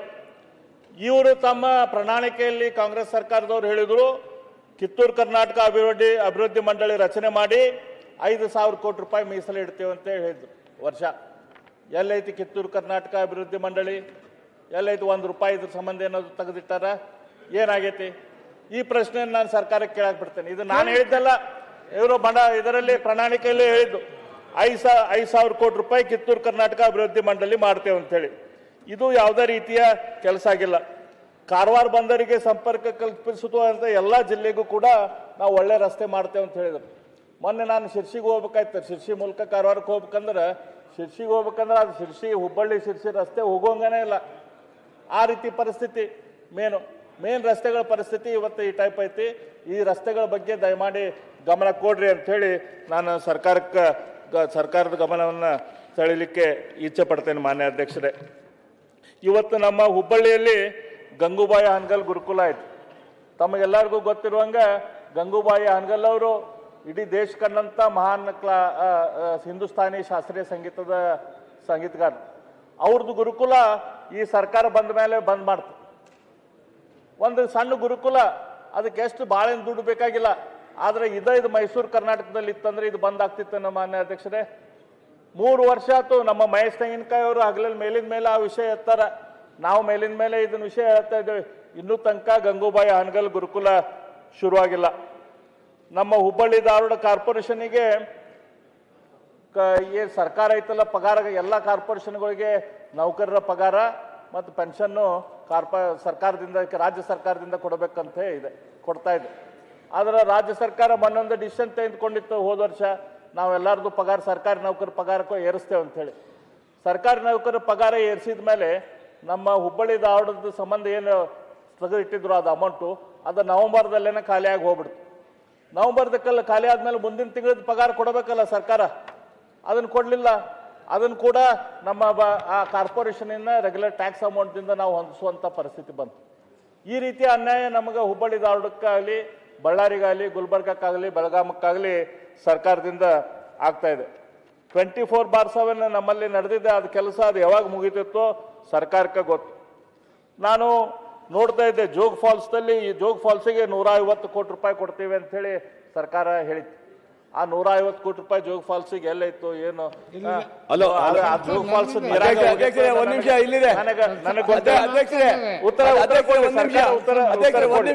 ದಯವಿಟ್ಟು ಸರ್ಕಾರ ಉತ್ತರ ಕೊಡ್ಬೇಕಾದ್ರೆ ಕೊಡಿ. ಯಾದಗಿರಿಯಲ್ಲಿ ಟೆಕ್ಸ್ಟೈಲ್ ಪಾರ್ಕ್ ಮಾಡ್ತೇವೆ ಅಂತ ಹೇಳಿದ್ರೆ ಅದನ್ನ ಅದನ್ನ ಮಾಡ್ತಾ ಇಲ್ಲ. ಪಾಪ ನಮ್ಮ ಯಾದಗಿರಿಯ ಶಾಸಕರ ಕಂದಕೂರವರು ಅವ್ರ ಮನಸ್ಸಿಗೆ ಬೇಜಾರಾಗಿ, ನಾನು ಸರ್ಕಾರದಿಂದ ನೀರು ತಗೊಳ್ಳೋದಿಲ್ಲ, ಊಟನೂ ಮಾಡೋದಿಲ್ಲ, ಸರ್ಕಾರದ ರೂಮು ಬೇಡ ಅಂಥೇಳಿ, ಈಗ ನಾ ಇಲ್ಲಿ ಬಂದಾಗ ನೀರು ಕುಡಿತೀರಿ, ನನ್ನ ಪಕ್ಕದಲ್ಲೇ ಬಂದು ಕುಂತಿದ್ರು. ಬಾಯಿ ಒಣದಂಗಾಗಿತ್ತು, ನೀರು ಕುಡಿತೀರಿ ಅಂದ್ರೆ ಇಲ್ಲ, ನಾನು ಸರ್ಕಾರದ ನೀರು ಕುಡಿದಿಲ್ಲ, ನನ್ನ ಮನಸ್ಸಿಗೆ ನೋವಾಗೈತಿ, ನನಗೆ ನಮ್ಮ ಸರ್ಕಾರದಿಂದ ಡೆವಲಪ್ಮೆಂಟ್ ಆಗಿಲ್ಲ ಅಂತೇಳಿ ಕಂದಕೂರ್ ಅವ್ರು ಹೇಳ್ತಾ ಇದ್ರು. ಈ ರೀತಿ ಊಟ ಮನ್ಲಿಂದ ನೀರು ಕುಡಿಯತ್ತಿಲ್ಲ. ಮನ್ಲಿಂದ ಅಧ್ಯಕ್ಷರೇ, ಊಟ ಮನ್ಲಿಂದ ತರ್ಸ್ಕೊಂಡ್ ಮಾಡ್ತೀರಿ. ನೀರೇ ಕುಡಿಯಲಾಗಿರೋದ್ರೆ ಊಟ ಮಾಡೋದ್ರಲ್ಲಿ ಪ್ರಶ್ನೆ ಬರ್ತಾ ಅಧ್ಯಕ್ಷರೇ. ಮಾನ್ಯ ಉಪಾಧ್ಯಕ್ಷರೇ, ಇದೊಂದು ಅಂಕಿ ಸಂಖ್ಯೆ ನಾವೆಲ್ಲರೂ ಲಕ್ಷ್ಯ ಕೊಡ್ಬೇಕಾಯ್ತು. ತಾವು ಕೂಡ SC ಸಮಾಜದಿಂದ ಬಂದವರು. ನಮ್ಮ SC ನಮ್ಮ ಸಮಾಜ ಕಲ್ಯಾಣ ಇಲಾಖೆಯಲ್ಲಿ ಒಂದು ಸ್ಕೀಮ್ ಐತಿ. ವಿದ್ಯಾರ್ಥಿಗಳು ಯಾರಾದರೂ ಫಾರಿನ್ಗೆ ಹೋಗ್ಬೇಕಂತಂದ್ರೆ ಆ ವಿದ್ಯಾರ್ಥಿಗಳಿಗೆ ಫಾರಿನ್ಗೆ ಹೋಗಕ್ಕೆ SC ವಿದ್ಯಾರ್ಥಿಗಳಿಗೆ ಸರ್ಕಾರದಿಂದ ದುಡ್ಡು ಕೊಡ್ತೈತಿ. ಲಾಸ್ಟ್ ಇಯರ್ 210 ಕೋಟಿ ರೂಪಾಯಿ ಫಾರಿನ್ಗೆ ಹೋಗಕ್ಕೆ ದುಡ್ಡು ಸರ್ಕಾರ ಕೊಟ್ಟೈತಿ ವಿದ್ಯಾರ್ಥಿಗಳಿಗೆ. ಈ 210 ಕೋಟಿ ರೂಪಾಯಿ ಕೊಟ್ಟಂತ ದುಡ್ಡದಲ್ಲಿ ಬೆಂಗಳೂರಿಗೆ ಎಷ್ಟು ಹೋಗಿರ್ಬೋದು ಅಧ್ಯಕ್ಷರೇ? 190 ಕೋಟಿ ರೂಪಾಯಿ ಬೆಂಗಳೂರಿನ ವಿದ್ಯಾರ್ಥಿಗಳು ತಗೊಂಡಿದ್ದಾರೆ. ಆ ಬೆಂಗಳೂರಲ್ಲಿ ತೊಗೊಂಡಂಥ ವಿದ್ಯಾರ್ಥಿಗಳು ನನಗನ್ಸಿದ ಮಟ್ಟಿಗೆ ಎಲ್ಲ ಈ IAS ಆಫೀಸರ್ಗಳು ಮಕ್ಕಳು, ದೊಡ್ಡ ದೊಡ್ಡ ಬಿಸ್ನೆಸ್ ಮನ್ಗಳು ಮಕ್ಕಳು ಅವರ ತೊಗೊಂಡಿರ್ತಾರೆ. ನಮಗೆ ಉತ್ತರ ಕರ್ನಾಟಕ, ಕಲ್ಯಾಣ ಕರ್ನಾಟಕ, ಕಿತ್ತೂರು ಕರ್ನಾಟಕ, ಕರಾವಳಿ, ಮಧ್ಯ ಕರ್ನಾಟಕ ಇದೆಲ್ಲದಕ್ಕೂ ಕೂಡಿ 20 ಕೋಟಿ ರೂಪಾಯಿ ಅಷ್ಟೆ. ಈ ರೀತಿಯ ಅನ್ಯಾಯ ನಮ್ಮ ಉತ್ತರ ಕರ್ನಾಟಕಕ್ಕೆ ಹಾಕಿತ್ತು. SCP ಫಂಡ್ದಲ್ಲಿ ಕೂಡ, ಹೈಯರ್ ಎಜುಕೇಷನ್ ಫಂಡ್, ಇದ್ರ ಬಗ್ಗೆ ಸರ್ಕಾರ ಗಮನ ಹರಿಸಬೇಕು ಅಂತ ಹೇಳಿ ನಾನು ವಿನಂತಿ ಮಾಡ್ತಾ ಇದ್ದೇನೆ ಅಧ್ಯಕ್ಷರೇ. ಅದೇ ರೀತಿ ನಮ್ಮ ಉತ್ತರ ಕರ್ನಾಟಕದಲ್ಲಿ ಬೇರೆ ಬೇರೆ ರೀತಿಯ ನಮ್ಮ ನಿಪ್ಪಾಣಿ ಚಪ್ಪಲ್ ಐತಿ. ನಿಪ್ಪಾಣಿಯಲ್ಲಿ ನಾವು ಚಪ್ಪಲ್, ಯಾರಿಗೂ ನಿಪ್ಪಾಣಿ ಹೋಗಿ ಚಪ್ಪಲ್ ಅಂತ ಗೊತ್ತಿಲ್ಲ, ಅದು ಕೊಲ್ಲಾಪುರ ಚಪ್ಪಲ್ ಅಂತ ಫೇಮಸ್ ಆಗೈತೆ. ನಮ್ಮ ಇಳಕಲ್ದಾಗ ಸಾರಿ ಐತಿ, ಅದನ್ನು ನಾವು ಪ್ರಸಿದ್ಧ ಮಾಡುವಂಥ ಕೆಲಸ ಆಗಬೇಕಾಗೈತಿ. ಇಟ್ನಾಳದಲ್ಲಿ ನಿಪಾಣಿ ಆತಣಿ ಚಪ್ಪಲ್, ಇಟ್ನಾಳದಲ್ಲಿ ತೊಟ್ಲ ಮಾಡ್ತಾರೆ, ಇಷ್ಟು ಚಂದ ತೊಟ್ಲ ಮಾಡ್ತಾರೆ ಇಟ್ನಾಳದ್ದು. ಇವತ್ತು ಚನ್ನಪಟ್ಟಣದ ಬೊಂಬೆ ಜಗತ್ ಪ್ರಸಿದ್ಧ ಆಗೈತಿ. ಅದೇ ರೀತಿ ಕೆಲಸ ಮಾಡುವಂಥ ಇಟ್ನಾಳದ ತೊಟ್ಟಲುಗಳ ಬಗ್ಗೆ ಯಾರಿಗೂ ಗೊತ್ತಿಲ್ಲ. ಅದೇ ರೀತಿ ಬಿಜಾಪುರದ ಕೌದಿ, ಎಷ್ಟು ಕೌದಿ ಇವತ್ತೈತಲ್ಲ ರಾಜಸ್ಥಾನದಾಗದು ಎಲ್ಲ ಅದನ್ನು ಎಷ್ಟು ದೊಡ್ಡ ಪ್ರಮಾಣದಲ್ಲಿ ಒಂದೊಂದು ಕೌದಿಗೆ 20-25 ಸಾವಿರ ರೂಪಾಯಿ ಇಟ್ಟು ಮಾರ್ತಾರೆ ಬ್ರ್ಯಾಂಡ್ ಮಾಡಿ. ಅಂಥದ್ದು ನಮ್ಮ ಬಿಜಾಪುರದ ಕೌದಿ ಇವತ್ತು ಯಾರಿಗೂ ಗೊತ್ತಿಲ್ಲ. ಆ ರೀತಿ ಪರಿಸ್ಥಿತಿ ಆಗೈತಿ. ಇದ್ರ ಬಗ್ಗೆ ಎಲ್ಲ ಸರ್ಕಾರ ಗಮನ ಹರಿಸುವಂಥ ಅವಶ್ಯಕತೆ ಇದೆ. ಇವತ್ತು ನಮ್ಮ ಈ ಸುವರ್ಣಸೌಧದಲ್ಲಿ 23 ಆಫೀಸ್ ಶಿಫ್ಟ್ ಮಾಡ್ತೀವಿ ಅಂತ ಹೇಳಿದ್ರು ಸರ್ಕಾರದ ಆಫೀಸ್ಗಳು. ನನಗೇನು ಅನಿಸಿಲ್ಲ ಒಂದು ಆಫೀಸ್ ಕೂಡ ಇಲ್ಲೇ ಶಿಫ್ಟ್ ಆಗೈತೆ ಅಂತೇಳಿ. ಇದೆಲ್ಲ ಏನಂತಂದ್ರೆ ಉತ್ತರ ಕರ್ನಾಟಕದ ಬಗ್ಗೆ ಇರುವಂಥ ದಿವ್ಯ ನಿರ್ಲಕ್ಷ್ಯ. ಮಾನ್ಯ ಅಧ್ಯಕ್ಷರೇ, ನಾವು ಏನು ನಾನು ಒಂದು ಭಾಳ ವಿಷಯ ತಗೊಳ್ಳೋದಿಲ್ಲ, ಯಾಕಂದ್ರೆ ಈಗ ಆಲ್ರೆಡಿ ಸಾಕಷ್ಟು ಟೈಮ್ ಆಗಿದೆ. ನಾನು ನಾರಾಯಣ ಗುರು ಅಭಿವೃದ್ಧಿ ನಿಗಮದ ಬಗ್ಗೆ ನೋಡ್ತಾ ಇದ್ದೆ. ಇದು ನಮ್ಮ ಪ್ರಣಾಳಿಕೆಯಲ್ಲಿ ನಾರಾಯಣ ಗುರು ಅಭಿವೃದ್ಧಿ ನಿಗಮ ಸ್ಥಾಪನೆ ಮಾಡಿ ವರ್ಷಕ್ಕೆ 500 ಕೋಟಿ ರೂಪಾಯಿ ಕೊಡ್ತೇವೆ ಅಂತ ಹೇಳಿದ್ರು. ನಾನು ನಮ್ಮ ಈಡಿಗ ಸಮಾಜದ ನಾಯಕರಿಗೆ ಕೇಳಿದೆ, ಏನು ನಾರಾಯಣ ಗುರು ಅಭಿವೃದ್ಧಿ ನಿಗಮಕ್ಕೆ ಏನಾದರೂ 1 ರೂಪಾಯಿ ಏನಾರ ಕೊಟ್ಟಾರ ಸರ್ಕಾರ ಅಂತೇಳಿ. ಒಂದೊಂದು ರೂಪಾಯಿ ಕೂಡ ಸರ್ಕಾರ ಕೊಟ್ಟಿಲ್ಲ ನಾರಾಯಣ ಗುರು ಅಭಿವೃದ್ಧಿ ನಿಗಮಕ್ಕೆ, ಒಂದೊಂದು ರೂಪಾಯಿ ಕೂಡ ಕೊಟ್ಟಿಲ್ಲ. ಸರ್ಕಾರಕ್ಕೆ ನಾವು ವಿನಂತಿ ಮಾಡ್ತೀನಿ, ಇದು ಬ್ರಹ್ಮಶ್ರೀ ನಾರಾಯಣ ಗುರು ಅಭಿವೃದ್ಧಿ ನಿಗಮದ ಬಗ್ಗೆ ಇದು ಮಾಡ್ರಂತ. ಇದು ನಾನು ಪ್ರಣಾಳಿಕೆಯನ್ನು ಓದ್ತಾ ಇದ್ದೆ ಮಾನ್ಯ ಅಧ್ಯಕ್ಷರೇ. ಈ ಪ್ರಣಾಳಿಕೆಯಲ್ಲಿ ಮೇಲೆ ನಮ್ಮ ಮಾನ್ಯ ಮುಖ್ಯಮಂತ್ರಿಗಳ ಫೋಟೋ ಐತಿ, ಮಾನ್ಯ ಉಪಮುಖ್ಯಮಂತ್ರಿಗಳ ಫೋಟೋ ಐತಿ, ಕೆಳಗೆ ಹರಿಪ್ರಸಾದ್ ಅವ್ರ ಫೋಟೋ, ಆಮೇಲೆ ಪರಮೇಶ್ವರ್ ಫೋಟೋ, MB ಪಾಟೀಲ್ರ ಫೋಟೋ ಐತಿ, ಮೇಲೆ ಎಲ್ಲ ನಮ್ಮ ಕಾಂಗ್ರೆಸ್ ಪಕ್ಷದ ರಾಷ್ಟ್ರೀಯ ನಾಯಕರ ಪಕ್ಷ ಫೋಟೋ ಐತಿ, ಖರ್ಗೆ ಸಾಹೇಬ್ರದ್ದು ಹಿಡ್ಕೊಂಡು. ಅದ್ರ ಒಳಗೆ ನಾವು ಓದ್ಕೊಂತ ಹೋದೆ ಏನಂತ ಹೇಳಿ. ಅದ್ರ ಒಳಗೆ ಅವರು ಮೆನ್ಷನ್ ಮಾಡಿದಾರ, ನಮ್ಮ ಮುತ್ಸದ್ದಿ ಹಾಗೂ ಸಾರ್ವಜನಿಕ ಜೀವನದಲ್ಲಿ ತಮ್ಮನ್ನು ಸಂಪೂರ್ಣ ತೊಡಗಿಸಿಕೊಂಡಿರುವ ಶ್ರೀ ಮಲ್ಲಿಕಾರ್ಜುನ್ ಖರ್ಗೆ ಅವರು AICC ಅಧ್ಯಕ್ಷರಾಗಿದ್ದಾರೆ. ಇದು ಇಡೀ ಭಾರತೀಯರಲ್ಲಿ, ಅದರಲ್ಲೂ ತಮ್ಮ ಆಳವಾದ ಅನುಭವ ಮತ್ತು ದೂರದೃಷ್ಟಿಯಿಂದ ಕರ್ನಾಟಕಕ್ಕೆ ಮಾರ್ಗದರ್ಶನ ನೀಡುತ್ತಿರುವ ಮಲ್ಲಿಕಾರ್ಜುನ್ ಖರ್ಗೆ ಅವರು ನಮ್ಮ ಹೆಮ್ಮೆ ಅಂತೇಳಿ ನಮ್ಮ ಮಲ್ಲಿಕಾರ್ಜುನ್ ಖರ್ಗೆ ಸಾಹೇಬ್ರ ಬಗ್ಗೆ ಬರೆದಿದ್ದಾರೆ. ಅದಾದ ನಂತರ ನಾನು ಮತ್ತೆ ಓದ್ಕೊಂತ ಹೋದೆ ಮತ್ತೆ ಯಾರ್ಯಾರ ಬಗ್ಗೆ ಏನು ಬರ್ದಾರಂತೇಳಿ. ಕರ್ನಾಟಕ ಪ್ರದೇಶ ಕಾಂಗ್ರೆಸ್ ಸಮಿತಿಯ ಅತ್ಯಂತ ಕ್ರಿಯಾಶೀಲ, ಸದಾ ಉತ್ಸಾಹಿ, ಸಂಘಟನಾ ಚತುರ ಮತ್ತು ದಣಿವರಿದ ನಾಯಕ ಶ್ರೀ DK ಶಿವಕುಮಾರ್ ಅವರ ಅಧ್ಯಕ್ಷತೆಯಲ್ಲಿ ಹಾಗೂ ಸದಾ ಜನಪರ ಕಾಳಜಿಯ ದೂರದೃಷ್ಟಿಯುಳ್ಳ ಅತ್ಯಂತ ದಕ್ಷ, ಸೂಕ್ಷ್ಮ, ಸಂವೇದಿ ಆಡಳಿತಗಾರರ ನೇತೃತ್ವದಲ್ಲಿ ಖ್ಯಾತ ಜನಮುಖಿ ನಾಯಕ ಶ್ರೀ ರಣದೀಪ್ ಸಿಂಗ್ ಸುರ್ಜೇವಾಲಾ ಇದ್ದಾರೆ ಅಂತೆಲ್ಲ ಬರೆದಿದ್ದರು. ನಾನು ಸಿದ್ದರಾಮಯ್ಯ ಸಾಹೇಬ್ರ ಹೆಸರು ಎಲ್ಲರ ಐತನಂತೆ ನೋಡಾತಿದ್ದೆ ಇದ್ರಾಗ ಪ್ರಣಾಳಿಕೆ ಅವ್ರು ಎಲ್ಲೂ ಇಲ್ಲ. ಆದ್ರೆ ನಮ್ಮ ಸಿದ್ದರಾಮಯ್ಯ ಸಾಹೇಬ್ರು ಎಷ್ಟು ಶಾಣೆ ಅಂತಂದ್ರೆ ಇದ್ರಾಗ ಫ್ರಂಟ್ ಪೇಜ್ದಾಗ ಯಾರ್ದಾರ ಹರಿಪ್ರಸಾದ್ ಅವ್ರು ಹೋದ್ರಿ ಇಲ್ಲಿಂದ, ಸುರ್ಜೇವಾಲಾ ಅವರು ಹೋಗ್ಯಾರ, ಮತ್ತೆ ಯಾರ್ಯಾರು ಹೋಗ್ತಾರೋ ಗೊತ್ತಿಲ್ಲ ಇದ್ರಾಗ. ಈ ರೀತಿ ಒಂದು ಪ್ರಣಾಳಿಕೆ ಕಾಂಗ್ರೆಸ್ ಪಕ್ಷದ ಪ್ರಣಾಳಿಕೆ ಏನೈತಿ ಅದನ್ನ ನಾನು ನೋಡ್ತಾ ಇದ್ದೇನೆ. ನಮ್ಮ ಉತ್ತರ ಕರ್ನಾಟಕಕ್ಕೆ ಸಂಬಂಧಪಟ್ಟದ ವಿಷಯ ಅಲ್ಲ. ಯಾರ ಫೋಟೋ ಅದನ್ನು ಬಿಜೆಪಿ ಅವ್ರು ಹೇಳ್ತಾರೆ. ಈಗ ಯಾರ ಫೋಟೋ ಮೇಲಿರ್ಬೇಕು, ಯಾರ ಫೋಟೋ ಕೆಳಗಿರ್ಬೇಕು, ಅವ್ರ ಕಿರು ಪರಿಚಯ ಏನಿರ್ಬೇಕು ಅದನ್ನು ಇವರೇ ಹೇಳ್ಬೇಕು. ಏನಿದು ಇದಕ್ಕೆ ಚರ್ಚೆಗೆ ಏನ್ ಸಂಬಂಧ ಅರವಿಂದ್ ಅವರೇ? ಅಲ್ಲ ಏನಣ್ಣ ಕರ್ನಾಟಕ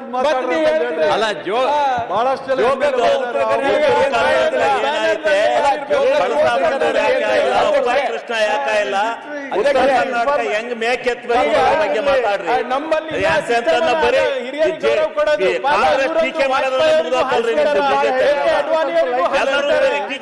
ಮುರಳಿ ಮನೋಹರ್ ಜೋಶಿ ಅವರಿಗೂ ಹಾರಿಸ್ಬಿಟ್ಟಾರ, ಮೋದಿ ಅಷ್ಟೇ. ಅಮಿತ್ ಶಾನು ಇಲ್ಲ, ಉತ್ತರ ಕರ್ನಾಟಕ ಅಭಿವೃದ್ಧಿ ಮಾಡೋದ್ರ ಬಗ್ಗೆ ಮಾತಾಡ್ರಪ್ಪ. ಕಾಂಗ್ರೆಸ್ ಟೀಕೆ ಮಾಡೋದ್ರ ನಿಮ್ಮ ಹಣೆಬರ ಕಳೆದೋತಲ್ಲ, ನಿಮ್ಮ ಹಣೆಬರ ಕಳೆದೋತು. ಬರೀ ಉತ್ತರ ಕರ್ನಾಟಕ ಹೆಂಗ್ ಅಭಿವೃದ್ಧಿ ಮಾಡ್ಬೇಕು ಸಲಹೆ ಸೂಚನೆ ಕೊಡ್ರಿ ಸರ್ಕಾರಕ್ಕೆ ಅಂದ್ರೆ ನೀವು ಬರೀ ಕಾಂಗ್ರೆಸ್ ಟೀಕೆ ಮಾಡೋದ್ರೆ ನಿಮ್ಮ ಹಣೆಬರ ಕಳ್ಕೊಂಡ್ರಿ. ಮುಗ್ದೇ ಹೋತ್ ಎಲ್ಲಾರ್ದು. ನಾ ಕನ್ಕ್ಲೂಡ್ ಮಾಡ್ತೇನೆ. ಬಹಳ ಜನ ಇದಾರೆ ಮಾತಾಡೋರು. ಕನ್ಕ್ಲೂಡ್ ಮಾಡ್ತೇನೆ. ಮಾನ್ಯ ಅಧ್ಯಕ್ಷರೇ, ನಾವು ಉತ್ತರ ಕರ್ನಾಟಕದ ಜನ ಏನ್ ಪ್ರಶ್ನೆ ಕೇಳ್ತೀವಿ, ನಮ್ಮ ಪ್ರಶ್ನೆಗಳು ಬಹಳ. ಮಾನ್ಯ ಅಧ್ಯಕ್ಷರೇ, ನಮ್ಮ ಉತ್ತರ ಕರ್ನಾಟಕದ ಜನ ಕೇಳ್ತಿರುವಂತ ಪ್ರಶ್ನೆಗಳು ಬಹಳ ಸರಳ. ನಮಗ ಕೈಗಾರಿಕೆಗಳು ಯಾಕೆ ಬರಲಿಲ್ಲ, ಯಾಕೆ ಬರ್ತಾ ಇಲ್ಲ? ನಮ್ಮ ಯುವಕರಿಗೆ ಯುವತಿಯರಿಗೆ ಉದ್ಯೋಗಗಳು ಯಾಕೆ ಸಿಗ್ತಾ ಇಲ್ಲ?